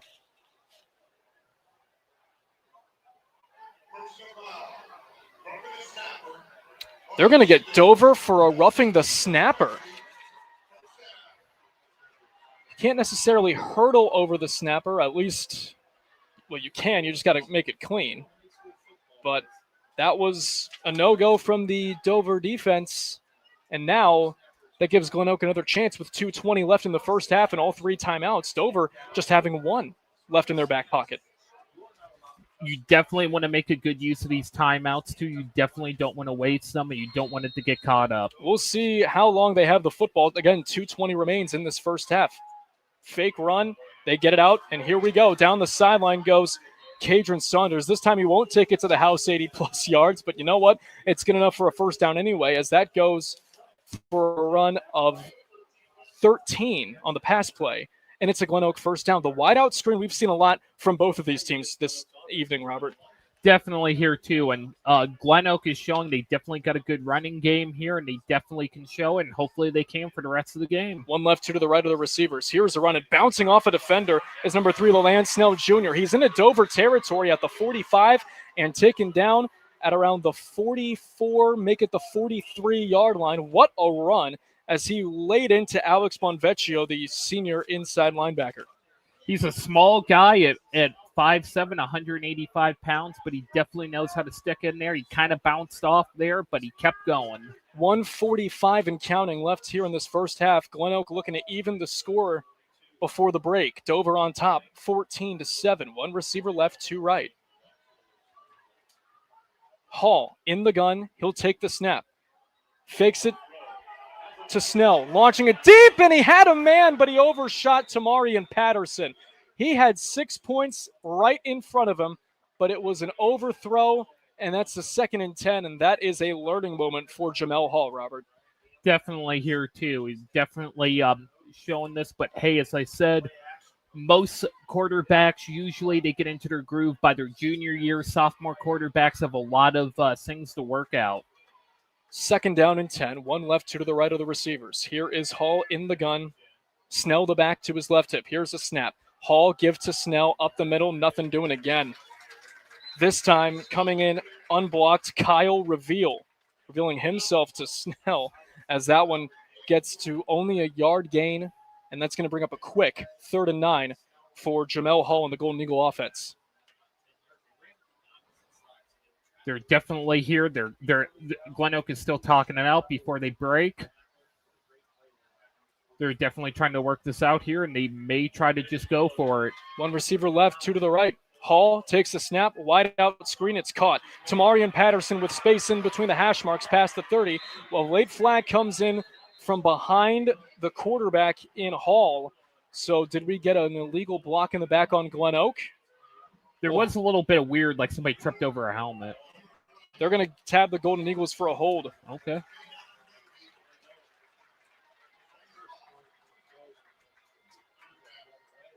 Taking a look at our Sardis scoreboard. Jonathan Lemon of Perry having his 4th touchdown of the night. He accounts for all Perry scores, and it's 28-7 Panthers in front. Hoover on top of Buchtel 22-0 on a 10-yard touchdown. And at the half on AM 1310 WDPN, Northwest at home on top of Alliance 7-0. 2 receivers left and right. Hall in the gun. Snell to his right up. Here's a snap. It's going to be a quarterback keeper with Hall, but he'll go virtually nowhere, only getting a couple yards. He's in the Dover territory at around the 48-yard line. It's going to be a gain of about 3, and so we're going to bring up a 4th and 7. This has been a game of inches on both sides, and it's definitely shown it in that snap and play. Dover calls their final timeout of the first half with 33 seconds. We'll take a break. You're listening to High School Football on the Q92 Sports Network, powered by the Sarshone Auto Group. Stop by Giannino's Pizza at 1690 South Union Avenue in Alliance, or order fast and easy at Gianninos.com. From hot, fresh pizzas to wings, JoJo's, and more, there's something for everyone. And don't forget about our daily specials. Perfect for lunch and dinner without breaking the budget. Feeding a crowd? Giannino's offers catering that makes your next party or office lunch simple and delicious. And right now, grab the Family Feast Special for just $37.95. A large 16-inch one-topping pizza, 8-piece chicken, JoJo's, and a pint of coleslaw. Giannino's Pizza. It's gotta be Giannino's. You're listening to High School Football presented by Sarshone Auto Group on the Q92 Sports Network. You can listen to Q92 all week to win tickets to see acts at the Stark County Fair, including Jason Bonham's Led Zeppelin and Trace Adkins. 2 separate contests to see 2 awesome shows. Make sure to listen all week long to win on Q92. Matt Corrali, Robert Coleman with you. 33 seconds left here in the second quarter. Dover on top 14-7. The Crimson Tornadoes burning their last time out after forcing Glenoak, or I beg your pardon, the Golden Eagles now coming on to punt. As Tommy Strain out to boot it away, back deep for Dover. It's Dante Clark again. We'll see what Clark can do. He is a real threat to do damage in the return game. As Strain awaiting the snap. Here it comes. It's caught. Strain will boot it. Kind of a knuckleball punt as it goes toward the right. Taking a few Glenoak bounces inside the 20, out of bounds at the 19 it goes. So that is that. 25 seconds remain. Dover 14, Glenoak 7. Robert, what do you think Dover, I beg your pardon, can do to get themselves into at least a situation where they can manage to get some points before they head to the locker room for halftime? They got a good quarterback. They could try to just throw the ball and just go for it. 25 seconds left. They do the checkdowns a lot, short yardage passing plays, but we'll see if they let it fly here. They go empty with a receiver to the left, trips right. Here's Weber in the gun taking the snap. 3-step drop. He'll launch it deep down the middle of the field. It's tipped in. It is intercepted. Picked off by Tamarian Patterson. Patterson still going. Patterson down at the 41-yard line, and that will stop the clock with 11 seconds. So 1 play in, and Dover turning the football over. A great interception off the carom from Patterson. The intended target was Dante Clark. Clark trying to have a catch with his right hand, but Patterson made contact. It was tipped up, and he caught it right back down. They're definitely going to show the battle here tonight. He was definitely there. He saw it, and he had good eyes. So now it's on their Dover 41, and it's a 1st and 10. 11 seconds again. Make sure to stay tuned for the halftime show. It's presented by CSE, Stark Federal Credit Union. You'll hear the halftime news with Clint Scroggs. Have analysis of this first half. Get you ready for the second half of action. What's been an exciting one. Dover on top 14-7. Hall in the shotgun, 1 receiver left, trips right. Here's the snap. Hall dropping back, stepping up. Now having to improvise, rolling left with 5 seconds remaining. He's going to go out of bounds, stopping the clock with 3 seconds. That was a very veteran play from the sophomore quarterback, realizing how much time was left, nothing really developing downfield. Let's just get out of bounds and live to see at least one more play before the half. You know that with the premier players, when they're looking at the clock and they know exactly how to stop it, and they're working it, and they're helping out their coach. So we'll see if they go Hail Mary or if they might do a little loopsy-doodle in terms of some laterals going back and forth. Dover playing in a man-up deep Hail Mary defense. They got 4 defensive backs, along with one of them being Davis Weber on the near sideline. Final play of the half, it's a run with Snell left side, 20, and a huge hit forcing the ball out, but it doesn't matter. There's no time left. Nice tackle made by Dante Clark to bring this half to a close. Dover on top 14-7 as we hit the break. Coming up next, it's the CSE Credit Union halftime show. You're listening to High School Football presented by Sarshone Auto Group here on the Q92 Sports Network. Hi, I'm Rodney Newswinter with Home Appliance Company in Massillon, Ohio. For 3 generations, our family has had the privilege of serving families throughout our community. And because of your support, we're honored to be voted among the top 3 in the 2026 Community Choice Awards. That recognition means the world to us because it comes from our neighbors. If you're shopping for a new appliance, replacing one that's worn out, or simply looking for honest advice, we'd love to help. Stop by Home Appliance Company in Massillon, Ohio, and see why local families have trusted us for generations. Stop by Giannino's Pizza at 1690 South Union Avenue in Alliance, or order fast and easy at Gianninos.com. From hot, fresh pizzas to wings, JoJo's, and more, there's something for everyone. And don't forget about our daily specials, perfect for lunch and dinner without breaking the budget. Feeding a crowd? Giannino's offers catering that makes your next party or office lunch simple and delicious. And right now, grab the Family Feast Special for just a large 16-inch one-topping pizza, 8-piece chicken, JoJo's, and a pint of coleslaw. Giannino's Pizza. It's gotta be Giannino's. And that's the end of the first half. The score, your financial stress 50, your wallet 0, and your checking account requesting some second half adjustments. Great teams make adjustments and come back stronger. If you're in need of a new financial partner, it's time to make a change too. At CSE Federal Credit Union, we're here to help you win with your finances. Whether you're working on paying down debt, building savings, or planning for what's ahead, our team's ready to help you make your next play. Kick off your financial future at CSE Federal Credit Union and work with a team that delivers banking that means more. Northeast Ohio knows football, and Sarshone Auto Group knows Northeast Ohio. As an official partner of the Cleveland Browns, Sarshone Auto Group serves our community with the best selection and the best service. From Ford, Chevy, Chrysler, Dodge, Jeep, Ram, and more. From the toughest trucks to the SUVs that fit your family. Sarshone Auto Group, an official partner of the Cleveland Browns, and the place where Northeast Ohio comes to drive. Visit Sarshone.com. Welcome back to the halftime show, everybody. I'm Matt Corrali as we enter our halftime show. It's presented by CSC Federal Credit Union. Let's now go to our Alliance studio with the Q92 halftime news. Here's Clint Scroggs. We'll get back to football in just a few moments. Right now, it's time for halftime news, sponsored by CSE Federal Credit Union. 2 Canton police officers under review after mistakenly detaining a 14-year-old boy in his front porch Monday while searching for suspects in a series of car thefts. The doorbell camera captured the encounter, including officers yelling expletives at the teen. Public Safety Director Andrea Perry says she does not condone the officers' language or actions, calling the interaction unacceptable, saying it does not reflect Canton police standards. Mayor William Shearer also called professionalism and expectation of every city employee. A city spokesman says the incident remains under investigation and officials will await the results before deciding whether any punishment is warranted. The Ohio Supreme Court has upheld the death sentence for a man who killed a woman and her 2 daughters in North Royalton in 2017. Court ruled Wednesday a Cuyahoga County 3-judge panel properly sentenced 54-year-old George Brinkman to death after he pleaded guilty to killing 45-year-old Suzanne Taylor, 21-year-old Taylor Pfeiffer, and 18-year-old Kylie Pfeiffer. Brinkman had previously been sentenced to death, but the court ordered a new proceeding because he was not properly advised of his rights when he pleaded guilty.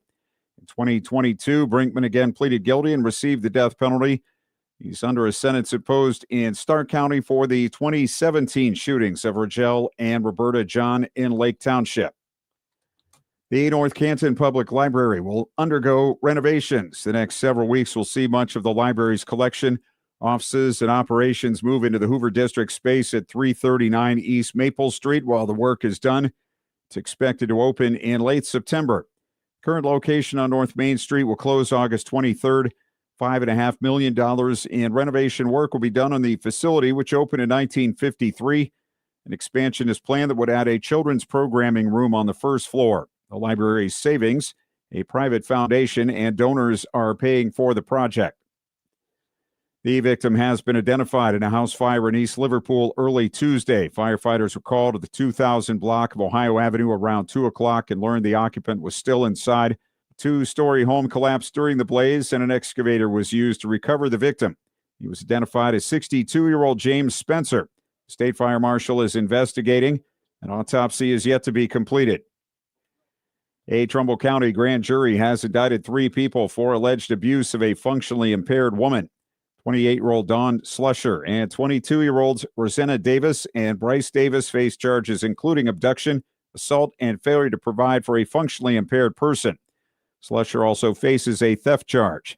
Police were told in June the woman feared for her life, was being beaten, and had her money taken. An employee with a disability services organization said the victim had written notes describing what was happening because she believed someone was listening to her.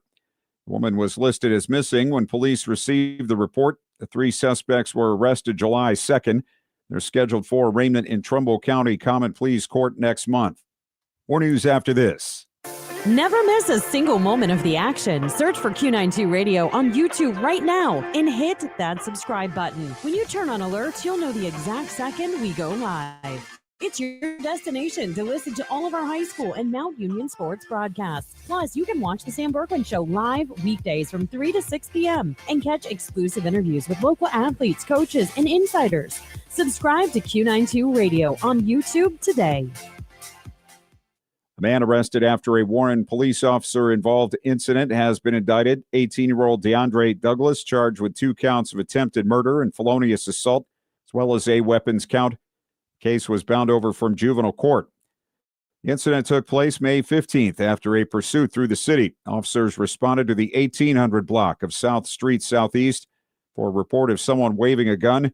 Police say the driver refused to stop and the chase ended on Charles Avenue. Someone in the vehicle reportedly fired at officers who returned fire. 1 person was wounded. No officers were injured. Ohio BCI conducted the investigation. A Weathersfield man is facing attempted murder charges in connection with a traffic crash in Niles that injured 3 people. 24-year-old Samuel Sipes was indicted Thursday on counts including attempted aggravated murder, and 3 counts of felonious assault. Police say Sipes fled on foot after the crash just before midnight, June 27th at North Main Street in East Madison. He was arrested July 9th in Geneva. An adult and 2 juveniles in the other vehicle were taken to a hospital. Sipes is being held without bond in the Trumbull County Jail. He's expected to be arraigned Tuesday in Common Pleas Court. The Trumbull County grand jury has declined to indict a Warren woman on a felonious assault charge. Dacia Woodall was accused of firing a shot near a woman during an argument on Commerce Avenue Northwest June 16th. Police say the women had been in a relationship and were breaking up when the argument turned physical. The victim told officers Woodall fired a shot toward her in a parking lot with a bullet striking the ground nearby. Officers found a spent shell casing at the scene. Domestic violence and aggravated menacing charges have been sent to Warren Municipal Court. Ohio's unemployment rate was 3.4% in July, down from 3.6% in June. Ohio's non-agricultural wage and salary employment increased 5,100 over the month to 5,690,000. The number of workers unemployed in Ohio in July was 200,000, down from 209,000 in June. The number of unemployed has decreased by 66,000 in the past 12 months. The July unemployment rate for Ohio decreased 1.1 percentage points from 4.5% in July 2025. U.S. unemployment rate for July was 4.1%, down from 4.2 in June, 4.3 last July. The labor force participation rate in Ohio in July was 61.4%, down from 61.6 in June. Vice President J.D. Vance returning to his hometown today to campaign at a steel plant where his grandfather worked. He'll speak at the Cleveland Cliffs Middletown Works facility. Vance aims to boost GOP candidates ahead of the midterm elections and promote the Trump administration's economic policies. He'll be joined by Energy Secretary Chris Wright. In a radio interview, Vance said the visit is personally meaningful due to his family connection. Vance plans to ramp up his travel schedule with more public events and fundraisers. This has been the Halftime News brought to you by CSE Federal Credit Union. More football action next on the Q92 Sports Network. All right, Clint, thank you very much. We'll come back and have more for you. You're listening to the CSC Federal Credit Union halftime show right here on the Q92 Sports Network. Northeast Ohio knows football, and Sarshone Auto Group knows Northeast Ohio. As an official partner of the Cleveland Browns, Sarshone Auto Group serves our community with the best selection and the best service. From Ford, Chevy, Chrysler, Dodge, Jeep, Ram, and more. From the toughest trucks to the SUVs that fit your family. Sarshone Auto Group, an official partner of the Cleveland Browns, and the place where Northeast Ohio comes to drive. Visit sarshone.com. Stop by Giannino's Pizza at 1690 South Union Avenue in Alliance, or order fast and easy at Gianninos.com. From hot, fresh pizzas to wings, JoJo's, and more, there's something for everyone. And don't forget about our daily specials, perfect for lunch and dinner without breaking the budget. Feeding a crowd? Giannino's offers catering that makes your next party or office lunch simple and delicious. And right now, grab the Family Feast Special for just $37.95. A large 16-inch one-topping pizza, 8-piece chicken, JoJo's, and a pint of coleslaw. Giannino's Pizza. It's And that's the end of the first half. The score, your financial stress 50, your wallet 0, and your checking account requesting some second half adjustments. Great teams make adjustments and come back stronger. If you're in need of a new financial partner, it's time to make a change too. At CSE Federal Credit Union, we're here to help you win with your finances. Whether you're working on paying down debt, building savings, or planning for what's ahead, our team's ready to help you make your next play. Kick off your financial future at CSE Federal Credit Union and work with a team that delivers banking that means more. Tired of rising gas prices and the cost of vehicle maintenance? Let SARTA do the driving for you. Whether you're heading to work, school, shopping, or a doctor's appointment, SARTA offers safe, reliable, and affordable transportation throughout Stark County. Sit back, relax, and enjoy the ride while we handle the road. Plus, with convenient routes and easy trip planning, getting where you need to go has never been easier. Ride smart, ride SARTA. Visit sartaonline.com and get moving today. Welcome back, everybody, to the halftime show presented by CSC Federal Credit Union. It's time to take a look at our SARTA scoreboard, taking a look at area scores here in week number 1 of the high school football season. As on our AM game, it's going to be Northwest on top of Alliance 7-0 at the break. Perry on top 28-7 at halftime. Massillon just getting a field goal before the end of the break, or the end of the half, rather, up 17-6. Hoover shutting out Bookdale at the half, 25-0. Lake on top of North Ridgeville, 14-0. McKinley taking down Harding, 14-0 in our Q92 game of the week. Marlington on the road beating Warrensville Heights, 7-0. East Canton down 9-0 to Chippewa. Garraway on top of Canton South at the moment, 13-0. And Louisville still clinging to a 3-0 lead over New Philadelphia. That's a look at the SARTA scoreboard. We'll be right back. You're listening to the CSC Federal Credit Union halftime show, streaming live on the Q92 Sports Network. Northeast Ohio knows football, and Sarshone Auto Group knows Northeast Ohio. As an official partner of the Cleveland Browns, Sarshone Auto Group serves our community with the best selection and the best service.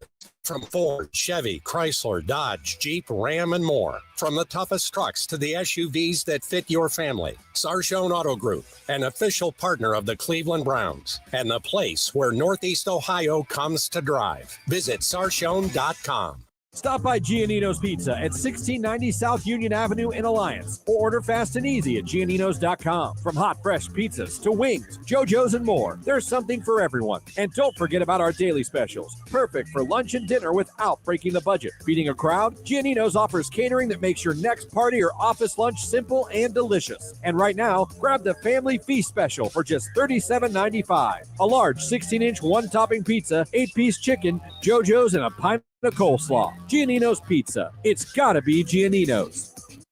Hey, Purple Raider football fans, this is Sam Berkman, the voice of the University of Mount Union. AM 1310 WDPN is your home for Mount Union football all season long as they battle it out for another OAC title and a possible national championship. Listen live for free right here on AM 1310 WDPN, and you can also listen all season long on our official Facebook, X, and YouTube pages. Join myself and Ryan Bevere all season long for Purple Raider football right here on AM 1310 WDPN. Never miss a single moment of the action. Search for Q92 Radio on YouTube right now and hit that subscribe button. When you turn on alerts, you'll know the exact second we go live. It's your destination to listen to all of our high school and Mount Union sports broadcasts. Plus, you can watch the Sam Berkman Show live weekdays from 3 to 6 p.m. and catch exclusive interviews with local athletes, coaches, and insiders. Subscribe to Q92 Radio on YouTube today. Welcome back, everybody. Matt Corrali here inside Crater Stadium in Dover, where the Tornadoes are on top 14-7 on Glenoak here in week 1 of the high school football season. Matt Corrali with you alongside Robert Coleman. And partner, this is a game that has had a lot of action, especially for being a week 1 game. Let's take a look at some stats here. For Glenoak, Jamel Hall, 4 of 7, 102 yards, a touchdown to go with 2 picks. Dieter Weber, 13 of 15, 101 yards to go with an interception, but he did have 2 rushing scores. I really like Dieter Weber. I really like what he was doing here. I also really liked, I forget who the one who had that galloping touchdown for Glenoak. I forget what his name was, but I really like what he was doing there. The big thing that Glenoak, like when it comes to working out things here in the second half, is to get a lot of the awkwardness out of their defense. They tend to just swarm people. Now they're trying to go, I think, for almost like a nickel quarter kind of defense, like what Green was doing last year. Mm-hmm. But you can't just swarm people like something invaded the beehive, to put it like that. And I understand. Yeah. So interesting in terms of rushing. Cohen Murray, the leading rusher for Dover, 6 carries, 55 yards. Dieter Weber has minus 18 yards on the ground, but 2 scores anyway. And for Glenoak, that was Caden Saunders, who had 2 catches for 93 yards and a touchdown. Really something to behold. Yeah, Caden Saunders being a sophomore, he has a deep future ahead of him here. I believe he's a sophomore, am I right? Yes. Yeah, he's got a deep future ahead of him here. There's also a lot of mix of very older players for Glenoak and a lot of younger players too. This team has a bright future ahead of them no matter what happens here, and it's only the first game of the year. But the team numbers, Robert, are pretty identical. Glenoak in total yardage outgaining Dover by 12, 162 to 149, or 13 rather. Passing yards, Glenoak 102, Dover 101. You know what, Glenoak, they had 2 victories last year. One was against Mansfield, and that's going to be somebody that Dover will be playing this year too. First downs, I'm sorry, but go ahead. These are 2 very similar teams. So they're definitely gonna be battling out here into the second quarter, and it's definitely still anybody's game. In terms of rushing yardage, Glenoak with 60 on the ground, Dover 48. First downs, Dover with 9, Glenoak with 5. And third down percentage, this is key. Even though Dover's on top, Dover only has a 17% conversion rate on third down. Glenoak 33%. This game, even though it's kind of felt like all Dover, especially in the first quarter, and it feels as though that we've had this feeling of that they're in control, Glenoak is really right there, especially down just 7. Yeah, a lot of people have kind of gone right to the mark and kind of not made it. They're almost like a 90s Cleveland Indians team. Yeah. Just coming up short of score. That's why it's still this game. This could be a lot higher scoring of a game if you factor. You could almost see this could be a 20, honestly. Yeah, we're taking a break. You're listening to the high school football halftime show presented by CSC Federal Credit Union on the Q92 Sports Network. Hey there, Rex Combs here, Rex in the Morning on AM 1310, inviting you to join myself, Jeff Mears, local news and sports, and Mark Johnson from the 3 News Weather Center in Cleveland, getting you up, getting you going, Monday through Friday from 6 to 10 a.m. We've got unforgettable favorites, music news, and more just for you. Rex in the Morning, where it's all about the music and the people who make it. Join us Monday through Friday mornings here on AM 1310 WDPN. Make sure you're following Q92 Sports on social media. We bring you the absolute best in local sports live play-by-play action, exclusive player and coach interviews, game day photos, and so much more. Never miss an update. Just search and follow at Q92 Sports across all your favorite platforms and subscribe today. Stay connected to the teams, the games, and the moments that matter most. Q92 Sports, your home for local sports. Missed the big game? Don't worry. Q92 Sports has you covered. Head over to the Q92 Sports page on SoundCloud right now. From high school football, basketball, baseball, and softball to Mount Union football and basketball. We've got it all there for you to listen to in our massive archive that stretches from today's games all the way back to the launch of Q92 Sports in 2016. Follow Q92 Sports on SoundCloud today. Answering the questions that your smartphone can't. Intelligence for your life. I'm John Tesh, and we couldn't be happier about bringing you intelligence for your life every day and be the most productive worker in that drab office space. Work less, do more. I like that idea. The John Tesh Radio Show. Join me for music and intelligence for your life, 10 to 3, Monday through Saturday. Love this stuff. It'll help. The John Tesh Radio Show. Intelligence for your life. Only on AM 1310 WDPM. The Q92 Sports Network proud to bring you Walsh University football this season, brought to you by Beery Cheese. Listen to Cavalier football all year long on the Q92 Sports Facebook, YouTube, and X pages. Our coverage begins next Thursday night, 7 o'clock, when Walsh takes on West Liberty. Matt Corrali, Robert Coleman with you here at the CSE Federal Credit Union halftime show. And Robert, when we go back to that start of scoreboard, taking a look at some of those area results, what really stood out to you in terms of the early stages of week one? We got a lot going on. Massillon still in front of Glenville, but a lot of area teams still hanging around. Hoover's on top, shutting up Bookville 25-0 in the Battle of 13th Street. Perry on top 28-7. I'll tell you one thing here. Dover has in common with Glenville and Massillon. They're in the top 5 most winningest programs in the state of Ohio.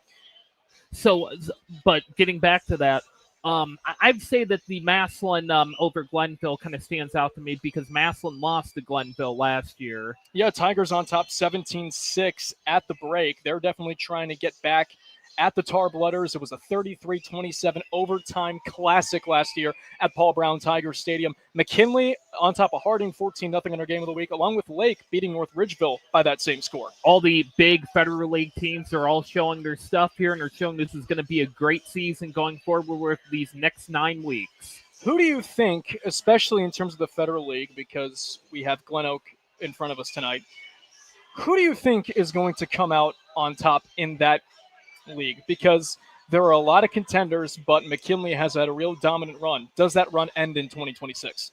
I'm not too sure on that. McKinley's got a great team this year. They've definitely built upon it. It could be a McKinley. Hoover's really ranking it up here, also against Buckdale. Lake's ranking it up against North Ridgefield, so it could be a battle between those 3. Jackson on top, or should I say beating Chardon last night in week 1 action. They could be competitive in there as well. Also, Northwest on top of Alliance 7-0. We still have about a little under a minute and a half before we kick off the second half of action here at Crater Stadium in Dover. Some of your final takeaways here, Robert, as we approach kickoff of the third quarter. How does Dover continue to put their foot on the gas pedal and keep this lead intact? Definitely going to have to know that Glenoak, their defense is a little bit awkward at the moment. They tend to swarm people. If you can find the pocket, get there, and you should be able to win, or just go for a 1 inch equals 2 feet method of John Madden, and you might get it. Glenoak down a score, obviously. What do they need to do to get back in this football game? They're definitely going to have to work out their kinks here with the awkwardness of their defense. They're definitely going to have to make sure they go on their run game. It seems to be shining, especially a lot of their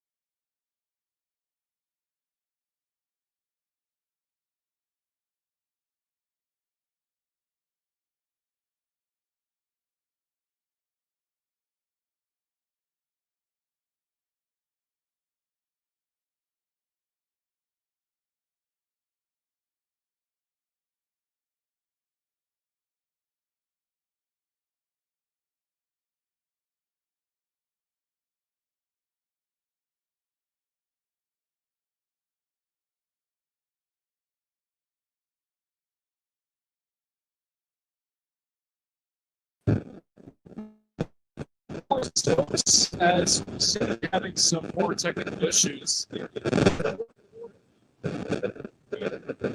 As it is now Dover on top of Glenoak, 4-7. Golden Eagles have the ball on the 40-yard line on their own side. Have the 4th. Now, they're going 20 yards further. Now face a 4th and 2. There's 8:25 and counting left to go in quarter number 3. Hall in the gun takes the snap. A give to Snell up the middle of the field, and they're fighting for it. It's going to be close, and nothing's doing. Or did he get it? It looks like he did.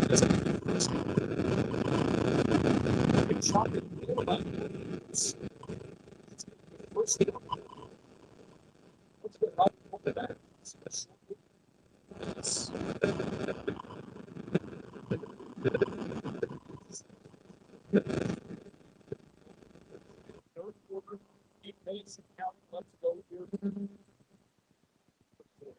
Trips left are the receivers. Hall in the gun. On his right is Snell as we have movement and a false start. That'll back them up 5.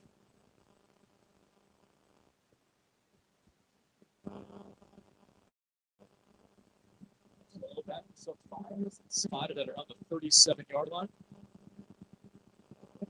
Glenoak trying to get something going here, 1st and 15, as they are now looking to bounce back off the false start.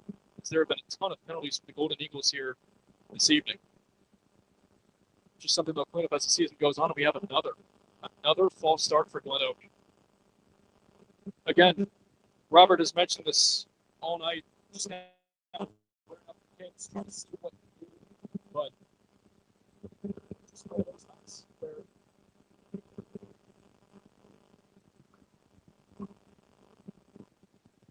so it'll just be me the rest of the way if we can get our that back up. Again, Matt Crawley here. Facing a 1st and 20 for Glenoak.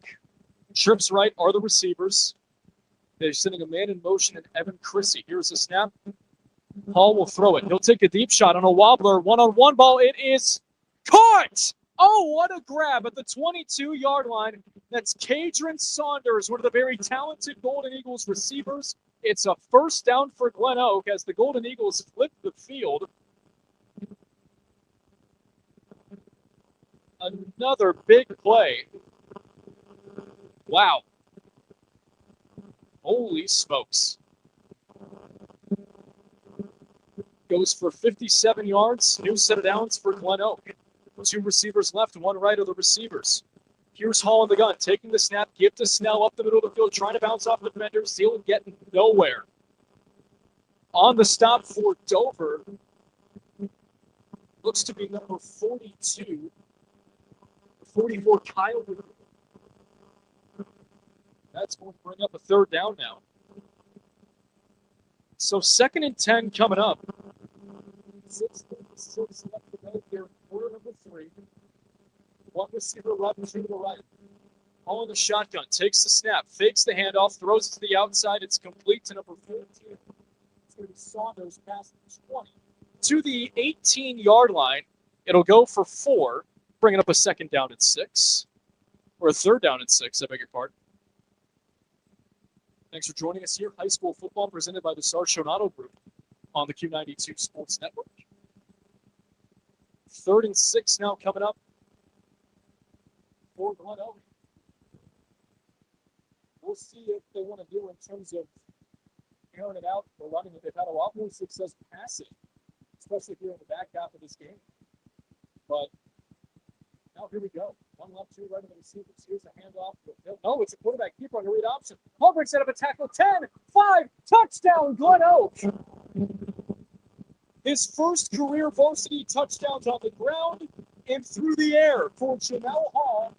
And Glenoak is now an extra point away from evening things up. A great read option run on a 17-yard touchdown. faking out everyone here in Dover to bring the score back to 1.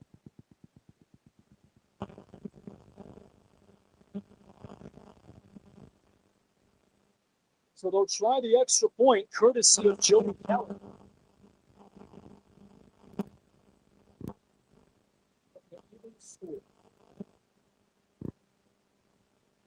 Here's the snap. It's good. Ball down. Kick on the way line. Drive kick going towards the left. It is good. 5:50 remains. Quarter number 3.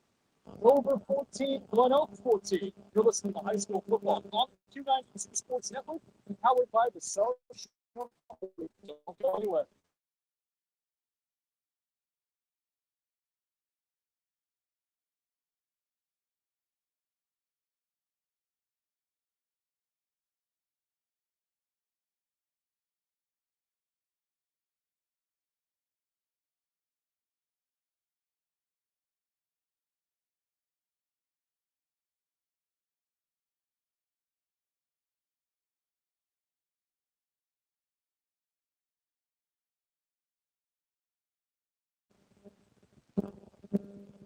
Visit Christian from the Morning Show as he broadcasts live from SARTA on Tuesday, 12:30 to 2:30 at the Refuge of Hope in downtown Canton with Q92. 5:50 remaining, third quarter. It's Dover 14, Glenoak 14 here on Q92 Sports Network's coverage of high school football presented by the Star Show. Matt Corrali with you. As the Golden Eagles put the ball in the air, courtesy of the right foot of Joey Kelly. It's going to go to the right side, return it to 5 by Rowdy Daly. Daly trying to cut field. He stopped at the 16. He's now still trying to go. He actually lose yardage back at the 14. But we're going to mark it down at the 16. I beg your pardon. I thought he got wrestled down a little bit further, but that's where the Dover offense is set up now. Crimson Tornado offense leading all day now. Deadly.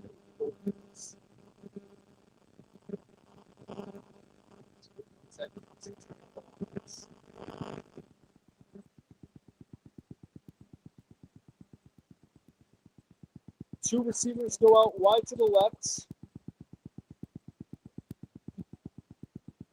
And two to the right. Here's the snap. As Weber takes off and around, stripped up at the 17.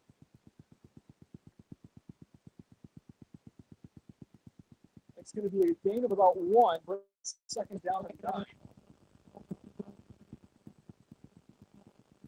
Stadium just find a tackle. They're going to give it to the Lane Snow Jr. at linebacker. So a gain of 1, second down and 9 on the 18. Two receivers left and right.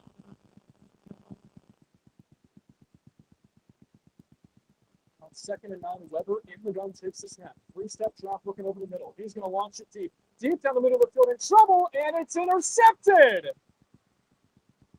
Picked off by Catron Saunders. And in this game that has gone up, down, and all around, momentum swings back to the Glenoak sideline. We'll take a quick break. 5 minutes remaining in quarter number 3. Dover and Glenoak all tied at 14 on the Q92 Sports Network.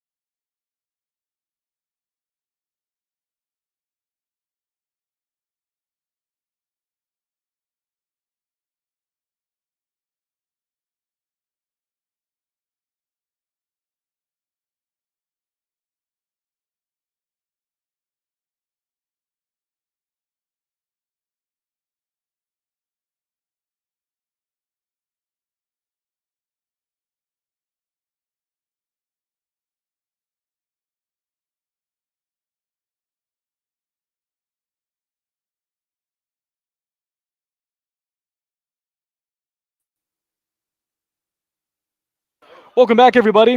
Apologies again for those technical difficulties as Glenoak now in Dover territory. Here's a give with a Lance Snell Jr. going to the right side, going nowhere. A couple tornadoes in on the stop. While we were away for that brief period of time, a deep pass from Jamel Hall to Tamarian Patterson, flipping the field, going for 30. The pass play went for 35 yards as we are now at 4:17 left to go here in quarter number 3. They're facing a 2nd down and 10. The ball spotted on the 28. 3 receivers go out wide to the left. It's Hall in the shotgun. It's Snell, the running back, to his left hip. Here's the snap. Hall rolling left, pumps. He'll take it himself, 25-20, sliding down at the 19. A late hit from Dover. And number 10, Antonio Hernandez-Kalel, his first tackle on the night. We have a late flag. And Hall seems to be doing okay. Scary moment there, but he's walking off all right. Working on updating the scoreboard for you at home listening on the Q92 Radio YouTube channel. As we have had just a dickens of a third quarter. Tell you what. So they might get the Crimson Tornadoes for a personal foul. They're talking about it at this moment. Penalty marker out, and it's going to be called against Dover. Just an exciting football game. 3:53 here in quarter number 3.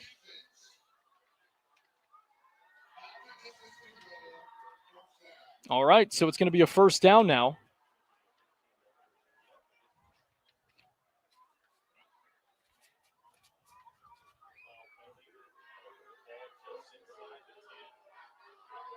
As Glenoak coming out, 1st and goal from the 10. 1 receiver left, 2 right. Hall in the gun. He'll hand it off to Snell up the middle of the field. The Lance Snell Jr. being taken down around the 8-yard line. And it's going to be a gain of 2, bringing up a 2nd down and goal from the 8.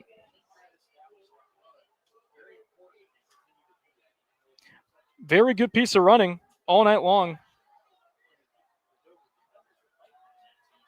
But this Dover defensive front having a strong night. But the way Glenoak's been attacking them has been through the air with Jamel Hall. 1 receiver left, 2 to the right. Hall in the gun. Snell, the running back, to his right hip. Chrissy going in motion left to right. Bad snap, and it's going to be Hall falling on top of it. My goodness, avoiding a near disaster for Glenoak as we come up with 2:50 and counting left to go here in quarter number 3. It's going to be a 3rd down and 8. Ball spotted on the 11. Thanks for joining us here. Q92 Radio's presentation, high school football presented by the Sarshone Auto Group. Twins left and right. It's 3rd and goal. Ball spotted at the 11. Hall in the gun. Snell, the running back, to his right hip. Hall takes the snap, looking right, throwing right for the end zone, and it's out of the end zone, but a flag comes in. They're going to get Dover for pass interference. The target was Caden Saunders, and on the coverage, it seemed to be Brody Hale. My gosh, that's just something where it's a physical play. Matt Reese, none too pleased with that call. It could have gone either way. Wasn't definitive PI, but the official's out. And it's going to be a defensive pass interference. So the ball is now spotted on the 6-yard line. 2:23 left to go in quarter number 3. As Dover and Glenoak all even at 13 here on the Q92 Sports Network. Hall coming back out. As he and his men will clap out of the huddle. Hall now going under center. A little bit of an I, not really an I formation. There are 2 backs in front of the Lance Snell Jr. Here's a gift to Snell, right side, trying to bounce off defender. Snell fighting, and he's going to be ripped down by number 32 in the form of Carson McGarry. Did the ball come out? It did not. Glenoak falling on top of it. They're going to say that he went down. And now it's decision time for Matt Dennison in his Glenoak coaching debut here in the stages of the second half.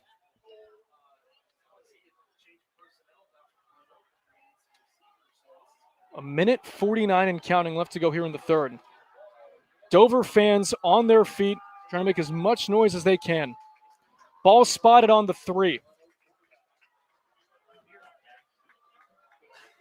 Hall in the gun. Twins left, 1 to the right, and we'll have a timeout called by Glenoak. They want to talk it over. We'll step aside real quick. A minute 34 left to go in quarter number 3. It's Glenoak 14, Dover 14. Golden Eagles knocking on the door. You're listening to High School Football on the Q92 Sports Network, powered by the Sarshone Auto Group. Hey, sports fans, if you love local sports as much as we do, make sure to head over to Q92Radiosports.com. Think of us as your home for local sports news, from high school to college, all the way to the pros.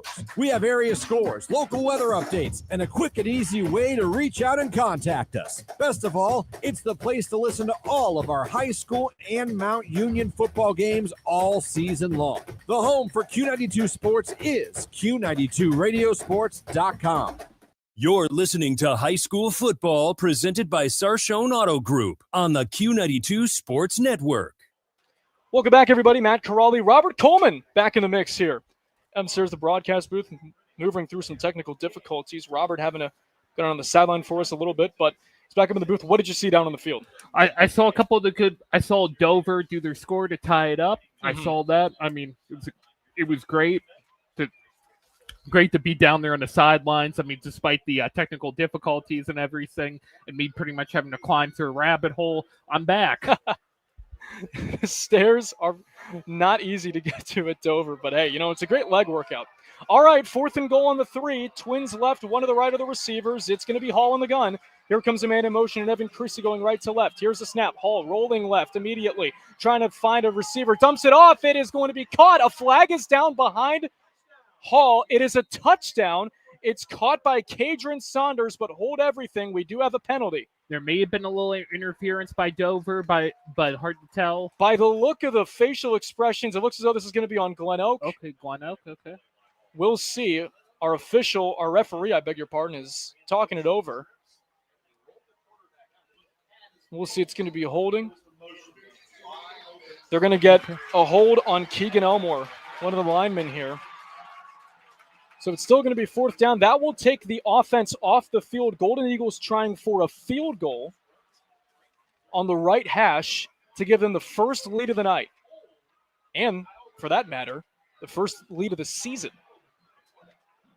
It'll be a 29-yard try, right hash for Joey Kelly to hold David Hawk. And we have... seems to be whistles, but we're ready to go. Here's the snap. It's good. Hold down. Kick on the way. Line drive kick. It's no good. Missed it left. It was a little short. There was a little bit of a slip from Kelly, as he seems to be limping a little bit, but he's walking off in his own power. And, Robert, we remain tied at 14 with 1:24 left in the third. Definitely with some issues there on Glenoak. Definitely shouldn't have been doing that. And they definitely need to work out here to kicking. A lot of teams will lose it. Heck, Hoover lost to McKinley last year just strictly based on kicking alone. Ball spotted on the 13 as Dover looking to regain the lead back.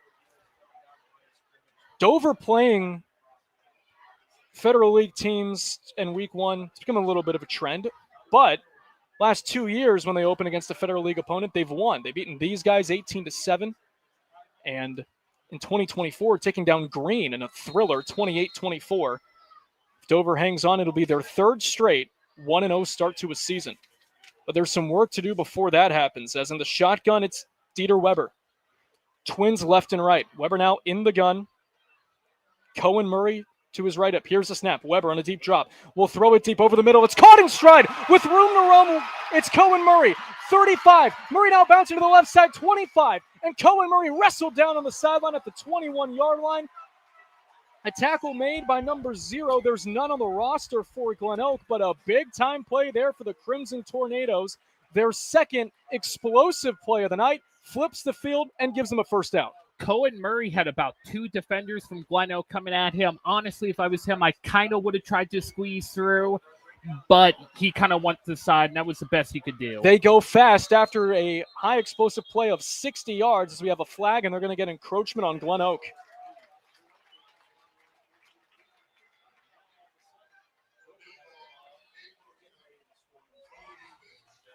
That's the encroachment call on Glenoak, and it's going to be a first down. Again, this game has been close, Robert, but one key thing that Matt Dennison's going to harp his guys on if they do come up short, even if they win, it's going to be the penalties. There have been a lot for this young football team tonight. A lot of people gunny kind of on that. He's going to definitely tell them, hey, relax out there. We're building on this. 1st and 5 on the 16. Weber handing it off, and going nowhere is Cohen Murray. That was number 11 on the tackle, Braden Saunders. It's going to be a gain, or matter of fact, a loss of 1, and they'll bring up a 2nd and 6. 46 seconds and counting left here in quarter number 3. 1 receiver left, 2 right. Weber in the gun takes the snap, looking over the middle, rolling right with pressure, getting away. He's on the 20. Weber will have to run it. 15-10. Weber at the 5. Weber at the pylon. He is in. Touchdown, Dover.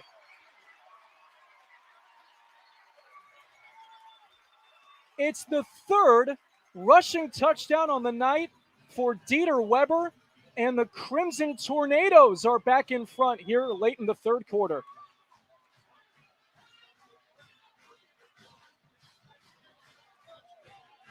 Nothing developing, Robert, and he just called his own number, saw space, turned on the accelerator, managed to get in before getting tackled. You kind of have that like a Johnny Manziel play, the way he kind of ran for that. He kind of just said nothing to it and just go straight for it. You got to lead the team. You're the quarterback. Jacob Noretto now on to try the PAT with Dante Clark to hold on that after that 17-yard touchdown run from Dieter Weber. And here's the snap. It's a high one, but it's down. No, they're going to try and fake him out. Clark rolling left, making a nice move at the 5. Clark rolling his way in. Is he across the goal line? Yes, for 2. Wow. Botched play, gone right. And Dover now finds themselves on top 22-14.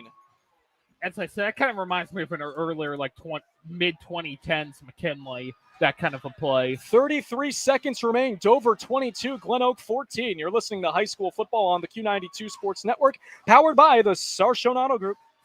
The sports stories you want to talk about, the guests you want to hear from. Get it all on the Sam Berkwin Show. Join the voice of Stark County sports weekdays from 3 to 6 p.m. on AM 1310 WDPN for your ultimate local sports fix. You can also watch the show live daily on Facebook, YouTube, and X. Don't miss the Sam Berkwin Show weekdays at 3 on AM 1310 WDPN.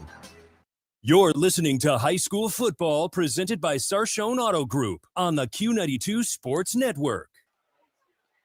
Dover 22, Glenoak 14, 33 seconds left here in quarter number 3. Matt Corrali, Robert Coleman with you.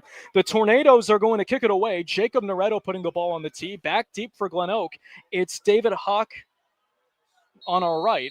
And then, or I beg your pardon, Kadron Saunders on our right. And out to the left, it is Pete Tyler. Here's the kick. A nice one. It's going to be fielded at the 4 by Saunders. Going in between the numbers. Saunders at the 20. Saunders trying to bounce off defenders at the 25. He's tackled down at the 30-yard line. It's a run that goes for 21 yards, and it's going to be a Dover first down on the 30-yard line. So, Robert, 8-point game, 27 seconds left here in the third. It's getting time for, or close to crunch time, rather. What does Glenoak need to do in order to stay in this football game? They're going to have to watch out here for the mistakes here. They're going to have to definitely see that Dover's kind of floating around their quarterbacks. They're also going to have to see for these trick plays here that, in my opinion, that Dover's trying to pull. And just go with it from there. 1 receiver left, 2 to the right. In the gun is Hall. Here's the snap. Throwing wide receiver screen. It's caught. Kadron Saunders down the sideline. He gets tripped up from behind at around the 38, maybe the 39-yard line. Tackle made there by Cohen Murray. It's a nice chunk play that'll bring up a 2nd and manageable. It's going to be a pass play of 7. It goes for 2nd and 3, ball spotted on the 38-yard line. Mount Union football on AM 1310 WDPN beginning September 5th, 1 o'clock with a huge D3 matchup. Purple Raiders taking on Wheaton. Catch Mount Union all season long on AM 1310 WDPN and AM 1310's Facebook and X pages. In the shotgun, taking the snap, it's Hall giving it to Snell as he's going to be taken down for a gain of 4, and it's going to be enough for a first down. 15 seconds remain here in this third quarter, and Robert, we've seen a good mix of football here in terms of running and passing. This has been a great week one matchup, I'll tell you what. Given the penalties, you're going to have that, dusting off some cobwebs. But with that being said, it's been a really great matchup so far. Definitely, I've been loving this matchup. They're definitely working out here. You have a coach who's in his first year coaching for a team. You have a coach who's in his second year coaching for a team. We're going to step aside. They're tending to Jamel Hall as he seems to be shaken up. We'll step aside. Dover 22, Glenoak 14 as we begin the fourth quarter on the Q92 Sports Network, powered by the Sarshone Auto Group. Hey, Purple Raider football fans, this is Sam Berkman, the voice of the University of Mount Union. AM 1310 WDPN is your home for Mount Union football all season long as they battle it out for another OAC title and a possible national championship. Listen live for free right here on AM 1310 WDPN, and you can also listen all season long on our official Facebook, X, and YouTube pages. Join myself and Ryan Bevere all season long for Purple Raider football right here on AM 1310 WDPN.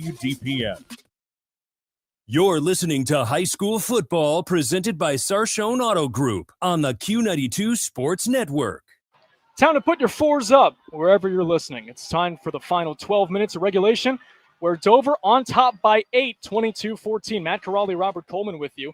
Glenoak facing having a new set of downs. They were tending to an injury to Jamel Hall, their sophomore quarterback.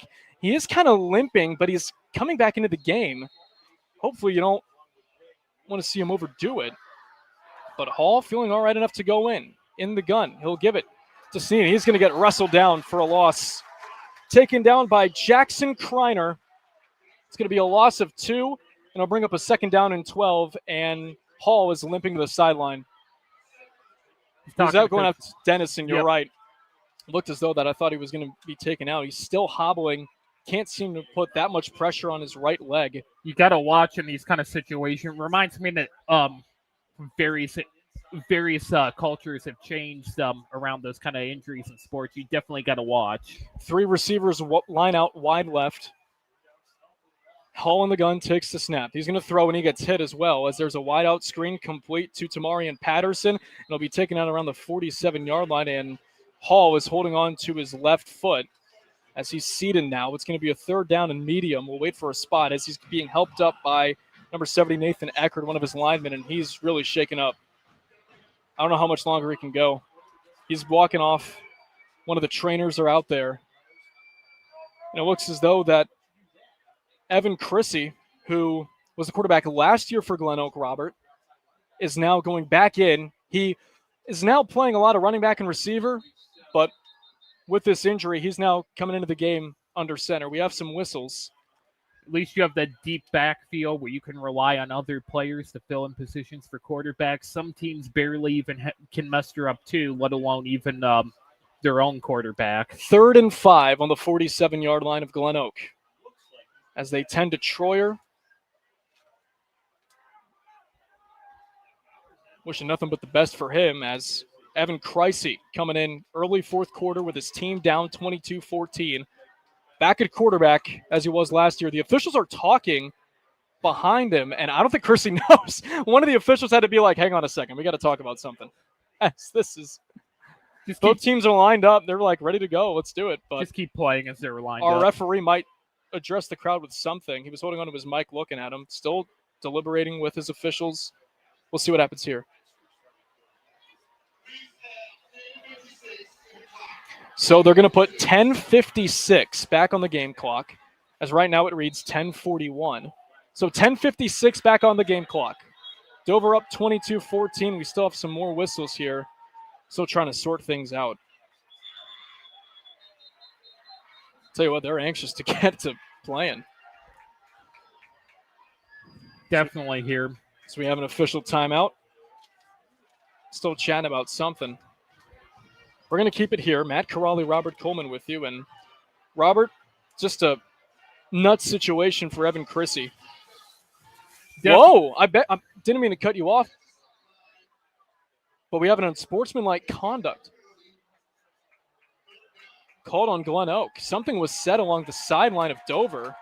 I don't know who it was, but now Glenoak is going to be backed all the way up to their own 32. That's kind of been the story of the day for Glenoak. You definitely can't have people being gunny like this. You're definitely going to get the penalties, and you're going to pay the price. Now a 3rd and forever, waiting on an official yardage. It's going to be a 3rd and 22 on the 32, and Chris is going to run it left, going toward the sideline, 35. A flag is down in the backfield. Down at the 40 goes Chrissy, and we'll see what this flag is now. Could be a little bit of holding, maybe.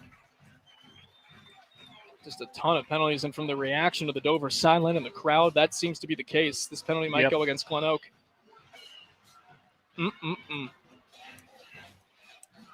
Not good here for Glenoak. That's definitely been a story of the night here, these penalties. Although they've put up a great game. I mean, heck, I saw last year with Dennis Sinekan South against Akron East, even though he lost that game, he kept fighting to the very last minute. He even was using trick plays, and he was even using his two-man to the right, typical.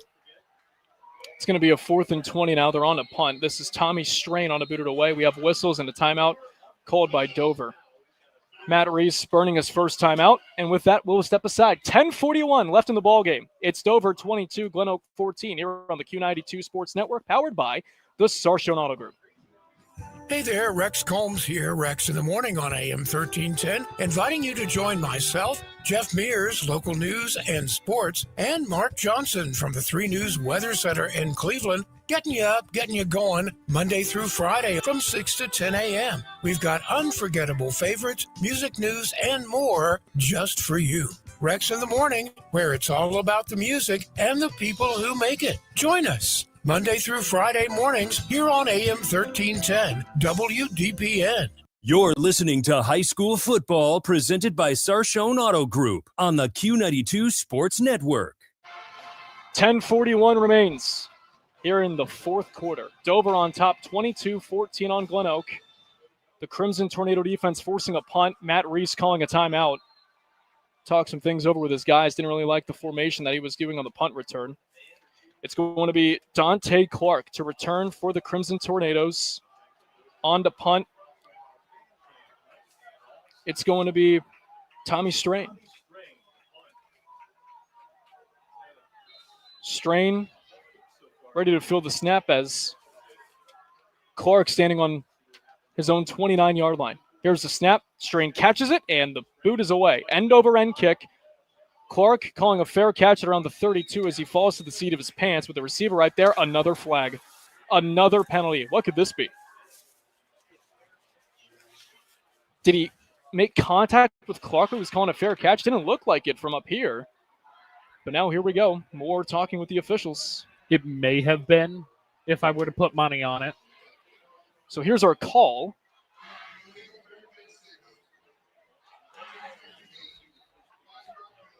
An illegal man. I don't think I've heard this one. I couldn't catch what he said last time.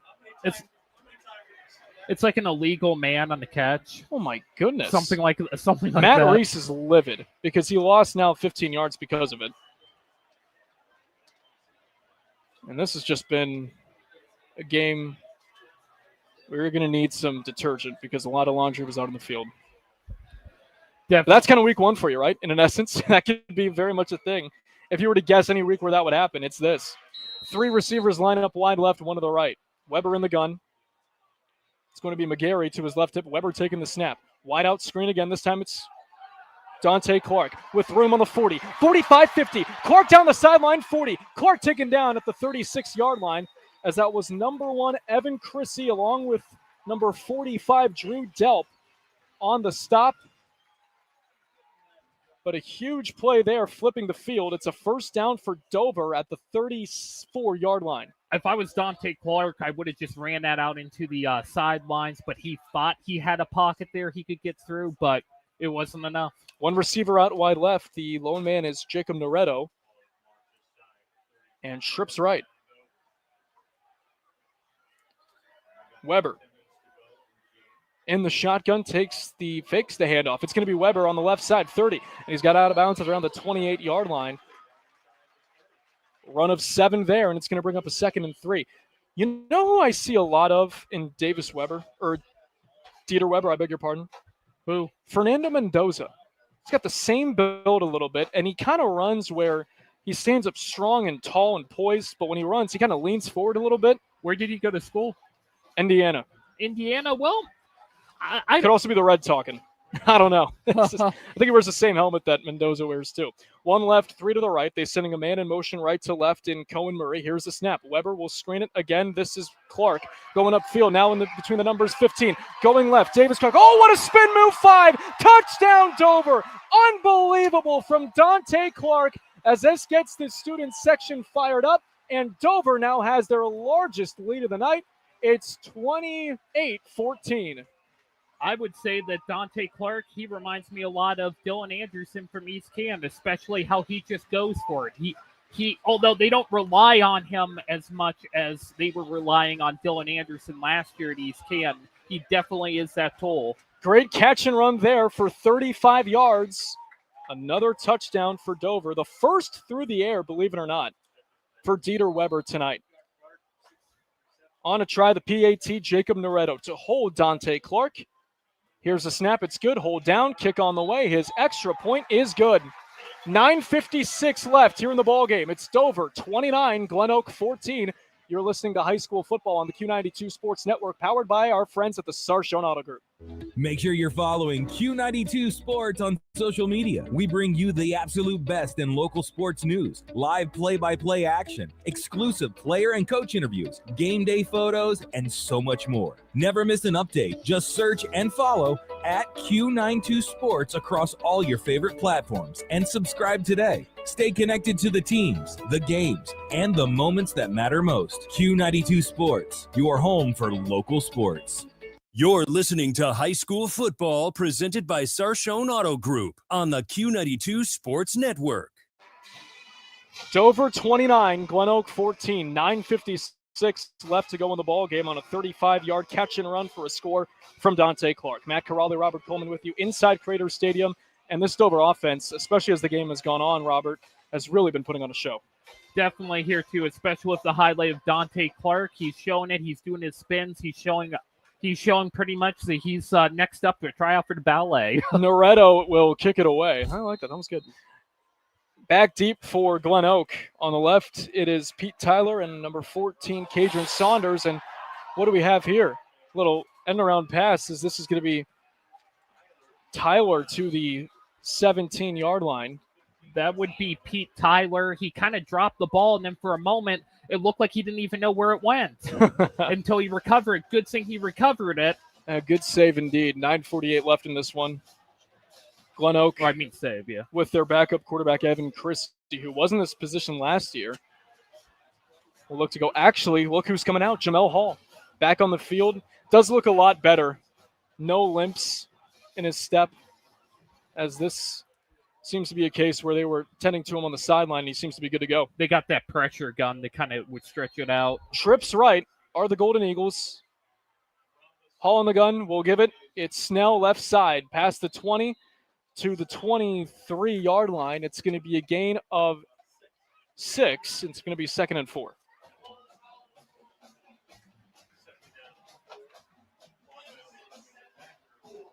Going to be the big key moment of the game here coming up here for Glenoak, whether they can come back or not. There's still a little bit of room here, but it's all up to them, and it's all up to the sophomore quarterback who just got back on the field. Ball spotted on the 23, trips right are the receivers. Here is Hall in the gun, taking the snap, rolling right. Hall on the move will throw toward the sideline. Nobody home. Looked as though there was some miscommunication there. That was nearly intercepted by Juma Herman, but the ball bounced in front of him. And that's going to bring up a 3rd down and 4. Almost intended for Evan Chrissy there. He kind of was there, but honestly, it just wasn't the greatest throw there. So it was best for them to just let it. 3rd and 4 on the Glenoak 23. Trying to climb back from a 15-point deficit. Trips right are the receivers. Hall in the gun. It's Snell to his right hip. Here's the snap. It's a give with Snell left side, cutting up field 25. Snell breaking tackles on the 30. Snell still going to the 34-yard line. It's going to be a first down on a pickup of 11 for the Golden Eagles running back. The Golden Eagles here, they're trying their best here. There's still a little bit more room here, especially they got their quarterback back. It's going to all depend here, and this is going to be this last stretch of play here. This is going to be the make or break. 8:51 and counting left here in the ball game. Dover 29, Glenoak 14. Two receivers left and right. It's going to be Hall in the gun, Snell the back to his right hip. In motion is Evan Chrissy left to right. Now at wide out. Low snap, but Hall's got it. With time, good protection. He's going to take a shot down the middle of the field. It's overthrown and incomplete. Tamarian Patterson was the target. Was honestly closer to being intercepted as the other number 6. Or was that number 5? I beg your pardon, Brody Hale it was, as he was the closest person to it. It's going to bring up a 2nd and 10. They have 2nd and 10 here for Glenoak. There's still room. They got a deep backfield. They could run for it. Twins left and right are the receivers. Here's the snap. Hall gives Snell up the middle of the field, and he is fighting, and nothing really doing.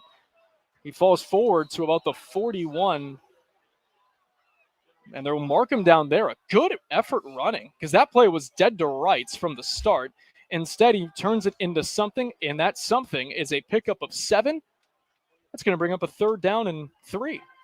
Or I beg your pardon, now they spot it at the 40. 6-yard gain for LaLance Snell Jr., and it's a 3rd and 4. Trips right are the receivers. Hall in the gun, takes the snap, gives Snell left side. Snell finding the hole, striking for the marker, and it's going to be close. And it's going to be there for a first down, tackled right at the line to gain at the 44. And a matter of fact, are they going to try and break the chains out here? And they are. They're going to say, blow the clock dead. It stops at 7:40. They're going to measure this thing. Got to bring it out here. Got to measure it. At least with this being a crucial moment in the game. Well, they talked about it, and they're going to give them a first down. No need to bring out the chains. So it's going to be a new set of downs for Glenoak on their own 44-yard line. 7:38 and counting now. Clock continues to run. They clap out of their huddle. Trips right. Doesn't really feel like it, but if a Glenoak touchdown were to happen, they'd be right back in this football game with one score. Chrissy in motion right to left. Hall in the gun takes the snap. Fakes the handoff, drops back to pass. Launching deep toward the sideline. It's caught by Chrissy. Was he inbounds? Yes, he was. It's a first down. Great pass there. On a pass play that goes for 17 yards, flipping the field on the Dover 41-yard line. First down, Glenoak. This is the perfect moment here for Glenoak, especially with all their key players out on the field. Go ahead. One receiver left, 2 to the right. We'll have more from Robert after this play as Hall rolling right. Plenty of time. He'll take another shot down the right sideline. There's a man. It's caught at around the 9-yard line. It's Tamarian Patterson. Huge play for Glenoak. It's 1st and goal, Golden Eagles. On the stop was number 5 in Brody Hale. And it is a pass play that goes for 33 yards. Coach Dennison, especially in the Kansas South game I saw last year, he definitely knew how to not give up in the game, even if it looks bleak, and to try your best and just keep going. 1st and goal from the 8. 2 receivers left, 1 right. Hall in the gun, takes the snap, rolling left. Will throw for the end zone's got a man at the pylon. It's just incomplete. Flag flies in the backfield. He had a receiver in the form of Kadron Saunders, but he led him a little too toward the sideline. Clock stops, 6:56. We'll see this penalty. It's going to be a hold against Glenoak. So that'll back him up 10. It's going to be a 1st and goal now from the 18. It's Glenoak here in week 1 just not seeming to get out of their own way. We'll have the numbers for you in the post-game show. Presented from here, we'll have the player of the game brought to you by the Home Appliance Company. as this has been a treat here in week 1 of the season. Trips left are the receivers. Hall in the gun, takes the snap, fakes the handoff, throws wide receiver screen. It's caught at the 20, 15, 10. It's going to be Kadron Saunders to the 8-yard line. So they get the yardage back. They're back to square one in a way, as that pass play goes for 10. 2nd and goal coming up from the 8. This is definitely the moment here for Glenoak. They can definitely get the score in here, and they can definitely stay in this game with just a little over 6 minutes left. 6:24 and counting to be exact, as Glenoak getting back inside their huddle, looking for their 4th win in the last 2 years. 1 receiver left, 2 to the right. In the shotgun, it's Hall. Here's the snap, a give to Sneed, left side, and he is getting stood up. The Dover defensive front once again planning strong, as that was number 21, Cohen Murray, on the tackle, the linebacker. And that brings up a 3rd and goal from the 7, 5:52 and counting left to go in the game. You have Dover switching up some players here. They're trying something crafty here. There's still some room for them, and we're going to have to see with this next play. 3rd and goal from the 7. Trips left, 1 to the right of the receivers. Hall in the gun. Snell, the back to his left hip. Here's the pass. It's going to be a wide-out screen complete to Marion Patterson, but he is going absolutely nowhere.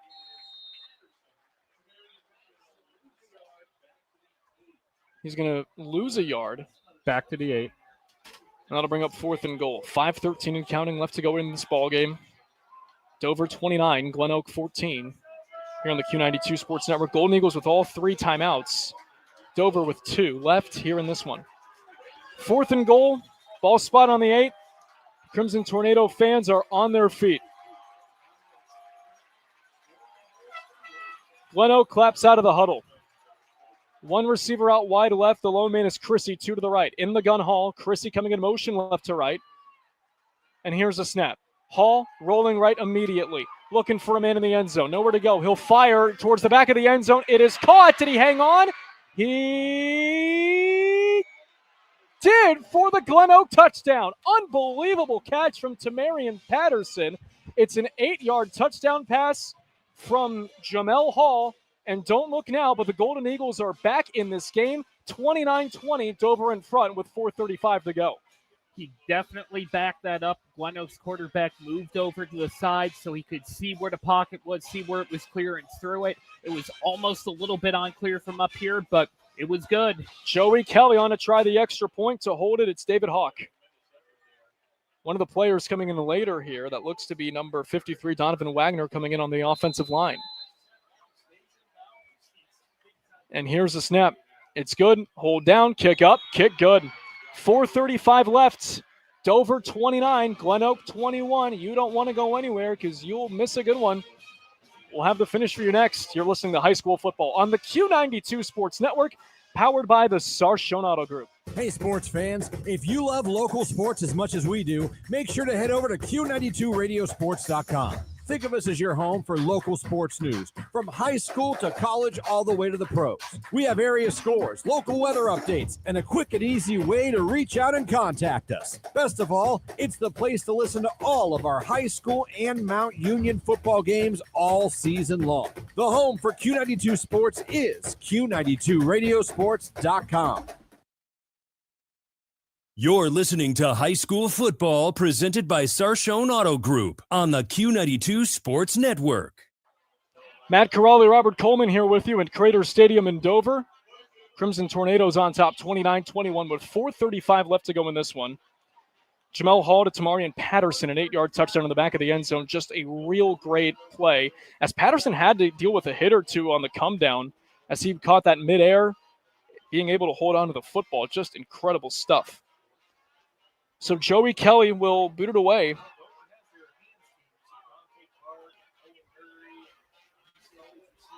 It's going to be Dante Clark to return it. Dover has all their receivers and running backs out there. That is part of their return specials as Kelly's kick is away. This is going to be actually another return, man. We can't really get a number yet as he's down at the 28-yard line. And that's going to be 20 in the form of Juma Herman. Second return on the night as he takes it down to the 30-yard line of the Crimson Tornadoes. And honestly, depending on how they can play this, if they put together a long, sustained drive like they have a lot here tonight, then they can really just milk this thing down for the win. Definitely, too, here with Dover. If they kind of just inch it here with, as I said, 2 inches, 2 feet equals 2 inches. I may be saying that backwards. But that was their whole plan here for tonight for Dover, and if they definitely push it, they can win. We'll see if Glenoak can create some mayhem. They forced 2 turnovers on the night. Weber in the gun, sending a motion, and Coleman Murray to his right. It's going to be Weber on a quarterback keeper in between the numbers. 35 breaks a tackle, 40 with room, 50, 45, 40. Dieter Weber to the 30, 25, 20. Out of bounds at around the 17. A big run for Dover, putting themselves in prime position to score. It's a first down for the Crimson Tornadoes off the big run from Dieter Weber. He definitely took that to the end zones. He had number 14 coming at him for Glenoak. He kind of saw it, and you got to make sure you got to make sure you do this because you don't want to get the tackle, especially since you're the quarterback. Run goes for 52 yards for Dieter Weber when all said and done. Incredible stuff as he steps out of bounds with 4:18 left in the game. 2 receivers left, 2 to the right are the wideouts. It's Weber in the gun. The back, Carson McGarry. He takes a snap. Here's an up pass to Cohen Murray going upfield, and he's going backwards. Where will forward progress get him? And it's going to be just a loss of 1 when all said and done at the 15-yard line. Going to bring up a second down and 11 as we hit the 4-minute mark and counting here left in the final quarter. Dieter Weber is definitely showing that he deserves to be in D1 football. That's the kind of stuff you would see in your high school campaign for college football. They are the video game. Sorry. You're good. They're milking this down as they should. Play clock is at 10. Just trying to use as much time as they can. 2 receivers left and right. Weber in the gun. The back to his left hip is Cohen Murray. Here's the snap. Weber on a drop, looking, going underneath. It's complete to Clark. On the right side, 10. Davis Clark at the 5. Dante Clark to about the 1-yard line. And it's going to be a first and goal for Dover. It does stop the clock at 3:25. He might have gone out of bounds, but our clock is still frozen there. But regardless, first and goal at the 1, the Crimson Tornadoes are really knocking on the door. They're definitely knocking on the door here. Dante Clark is showing that he has the stuff here. He's showing that he's the key player for Dover this year, including with Dieter Weber. Clock winding at 3:13 and counting. Dover going in the I formation. Weber going under center. 3 backs, I beg your pardon, in the backfield. They'll give it to the running back in the form of Cohen Murray up the middle. Touchdown, Dover. It's a 1-yard touchdown run. There is a flag in the secondary in the end zone. We'll see if this is anything, but this might be against Glenoak. But we'll check, as that was the back judge that threw this penalty. Referee is coming over to head coach Matt Reese of Dover to talk about it. They might have a face mask called against the Golden Eagles, seeing if they want to defer, accept, do it on the kickoff, what have you. So we'll get it here.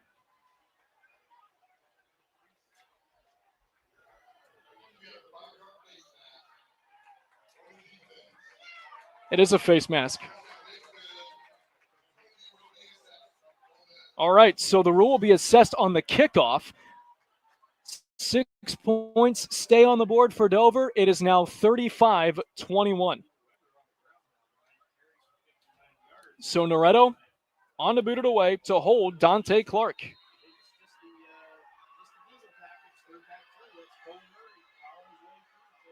Here's the snap. It's good. Hold down. Kick on the way. It is good. We'll step aside once more. 2:59 left in this one. Dover, minutes away from their 3rd straight 1-0 start. You're listening to High School Football on the Q92 Sports Network, powered by the Sarshon Auto Group. Make sure you're following Q92 Sports on social media. We bring you the absolute best in local sports news, live play-by-play action, exclusive player and coach interviews, game day photos, and so much more. Never miss an update. Just search and follow at Q92 Sports across all your favorite platforms and subscribe today. Stay connected to the teams, the games, and the moments that matter most. Q92 Sports, your home for local sports. You're listening to High School Football presented by Sarshone Auto Group on the Q92 Sports Network. Welcome back, everybody. Matt Corrali, Robert Coleman with you. Robert, it's another touchdown for Dover as they find themselves in front 36-21. This has definitely been Dover's game all. This is kind of definitely, pulling through for Dover here, and there's a very chance for Glenoak for the rest of this game. Noretto on to boot it away.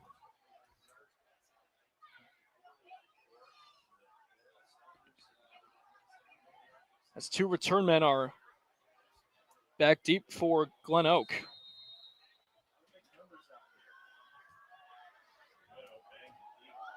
This is a deep ball that's going into the end zone for a touchback.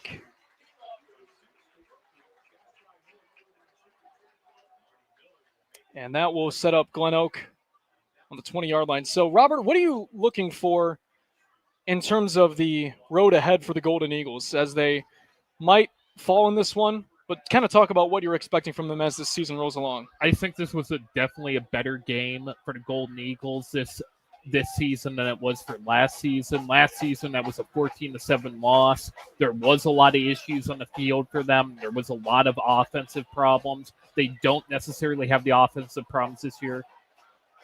Glenoak is now about to take the snap. To number 10, passing to 3. And this is Snell going to the left side, 25-30. He's got room, 40, 45-50. Can he win this foot race? 40, 35-30, 25-20. He's tripped up at around the 20-yard line. Wow, what a play. Give it also to number 16 of Dover for pretty much diving over number 3 of Glenoak. That was Dieter Weber doing it on defense. Holy smokes. So with that, it goes for a run of 64 yards, and don't look now, but here comes the Golden Eagles again within striking distance. One receiver left, two right. In the gun, it's Hall. He'll take the snap, throw it right for the end zone in the back corner, incomplete through the hands of Kadron Saunders.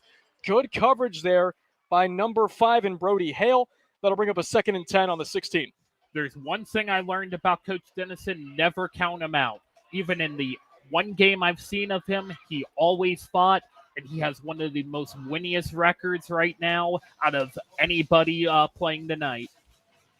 2:37 remain here in this football game. 2nd and 10, ball on the 16. Matt Corrali, Robert Coleman with you. Here inside Crater Stadium in Dover, where Glenoak is just not letting up. And this is a great effort from them. Even though they are down by 2 scores, they could have easily thrown in the towel, but they're not yet. Here's Hall taking the shotgun snap, going underneath. It's caught. For the first time tonight, it's going to be Anthony Kaplanis Jr. with a catch. Past the 10, he goes to the 9, and it's going to be a pass play that goes for 7, and it's going to bring up a 3rd down and 3. Even though there isn't a lot here for Glenoak, they're definitely fighting for it. They're trying to make a mountain out of a molehill here, and they're definitely fighting. Looks as though we have a timeout, waiting to see who took it. As both teams are now in their huddle. Glenoak bring their first time out of the football game. So that stops the clock at 2:18. Robert, your thoughts here on a night that where Glenoak is just not letting up? I think both teams are evenly matched here. A lot of key standout players here. Snell, number 3, Snell Jr. for Glenoak. Number 17, Pete Taylor. For Dover, we have a lot of standout players too, including Dante Clark, Deep Weber. You had, even for Glenoak, you had Evan Chrissy step in. He was the quarterback last year for the game I saw. He is a big guy too, but he stepped in to fill in as the sophomore quarterback took the sideline to at least stretch it out. 3rd and 3, ball spotted on the 9-yard line. Trips left are the receivers. In the gun is Hall. To his left hip is Lance Snell Jr. Hall takes the snap. It's a high one, but it's a give to Snell up the middle of the field, fighting for it, and there's nothing really doing. We'll see where forward progress takes him.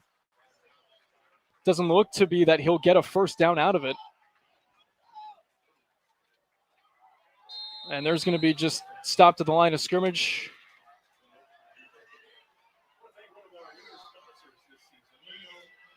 As timeout called by Dover. It's their second, or Glenoak, I beg your pardon. Their second of the half as they're knocking on the door. We're going to step aside. 1:57 left in the game. You're listening to High School Football on the Q92 Sports Network, powered by the Sarshon Auto Group. Hey, sports fans, if you love local sports as much as we do, make sure to head over to Q92radiosports.com. Think of us as your home for local sports news, from high school to college, all the way to the pros. We have area scores, local weather updates, and a quick and easy way to reach out and contact us. Best of all, it's the place to listen to all of our high school and Mount Union football games all season long. The home for Q92 Sports is Q92radiosports.com.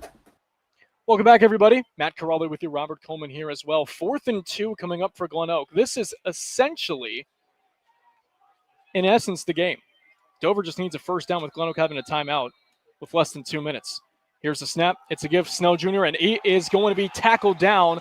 Where's the reach? And it looks as though that he's going to be short.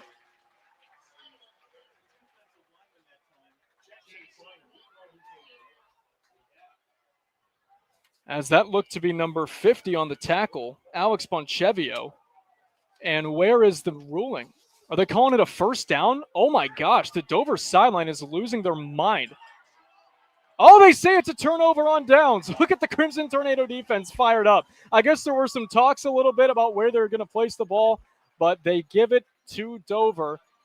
Glenoak coming up just shy on a 4th and 2 attempt, and the Crimson Tornado offense now coming back onto the field for a first down to try and seemingly milk the clock and win this game with 1:47 left. I'd say that's definitely going to be it here. It's going to be mostly for the rest of the game, getting players experience, getting them the reps. This has been a great game for Glenoak, definitely a better one than last year. Ball spotted on the 8. 1st and 10. As this one seems to be pretty much over, up 36-21. And Robert, I think it's safe to say that for our player of the game that's brought to you by the Home Appliance Company, I think you got to make the case for Dieter Weber. Just a really great day on the ground. 2 touchdowns to the air, 3 rushing, counting for all scores.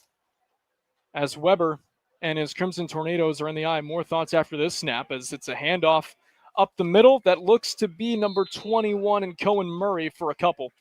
He's going to be taken out at the 10, gain of 2 on the play. And Glenoak not calling their last timeout yet, but just a great day in the office for him. He's our Home Appliance Company player of the game. Definitely here, and he's definitely shown that he has what it takes. He's definitely shown that this Dover team could go far even in November. Make sure to tune into our Q92 social media pages. Robert's going to have interviews with Matt Reese, Dieter Weber, our player of the game as well. So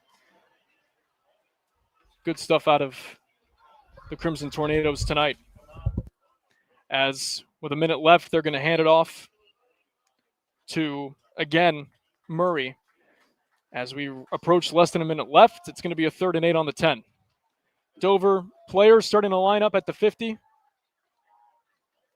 where they are minutes away from an opening night win inside their own building. You hear a lot of people talking about starting the year 1-0, how important it is. That's kind of how you approach every day in practice, every game. Just kind of go 1-0. Clean slate. Just kind of win the day, and Dover definitely did that in both assets. Glenoak was tough. A great effort tonight. Play clock is at 7.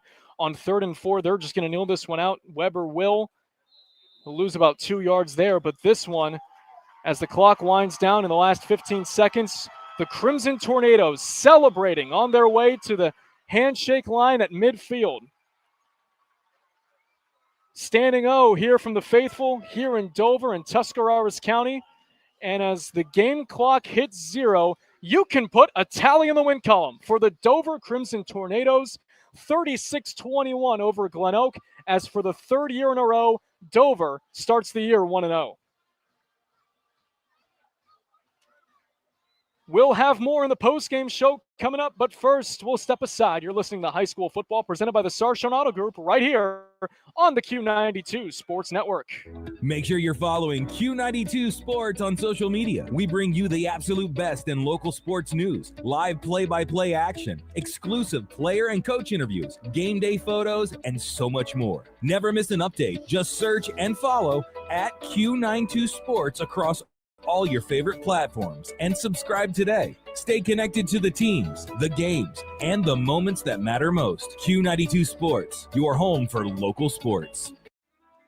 Hey there, Rex Combs here, Rex in the Morning on AM 1310, inviting you to join myself, Jeff Mears, local news and sports, and Mark Johnson from the 3 News Weather Center in Cleveland, getting you up, getting you going, Monday through Friday from 6 to 10 a.m. We've got unforgettable favorites, music news, and more just for you. Rex in the Morning, where it's all about the music and the people who make it. Join us Monday through Friday mornings here on AM 1310 WDPN.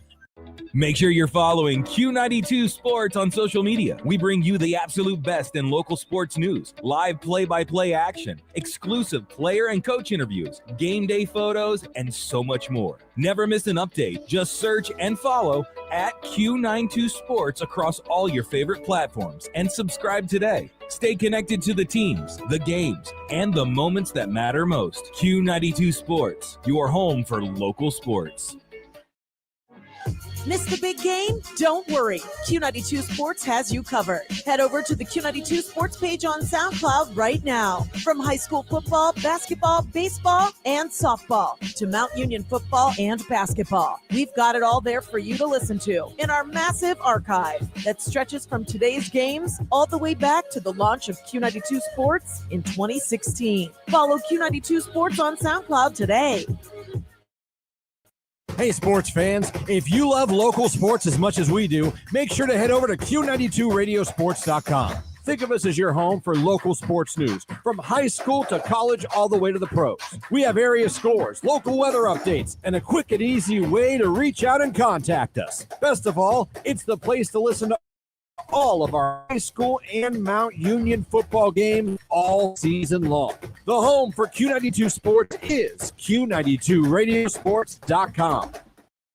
Welcome back, everybody. Let's go through the numbers as Dover's a winner tonight, 36-21.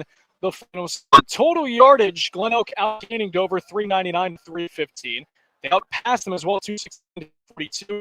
Even outrushed them at 130-73. They were at 50% down rates. Dover was 17, but for Dieter, 242 yards to the air, a touchdown and a pick. Jamel Hall, 13-19, 228, 2 touchdowns, 2 receptions. Leading rusher, LeVan Snell Jr., 20 carries for 85 yards. Leading pass catcher, Dante Clark of Dover, 7 catches for 117 yards and a score. Kadron Saunders of Glenoak not far behind, 4 catches for $111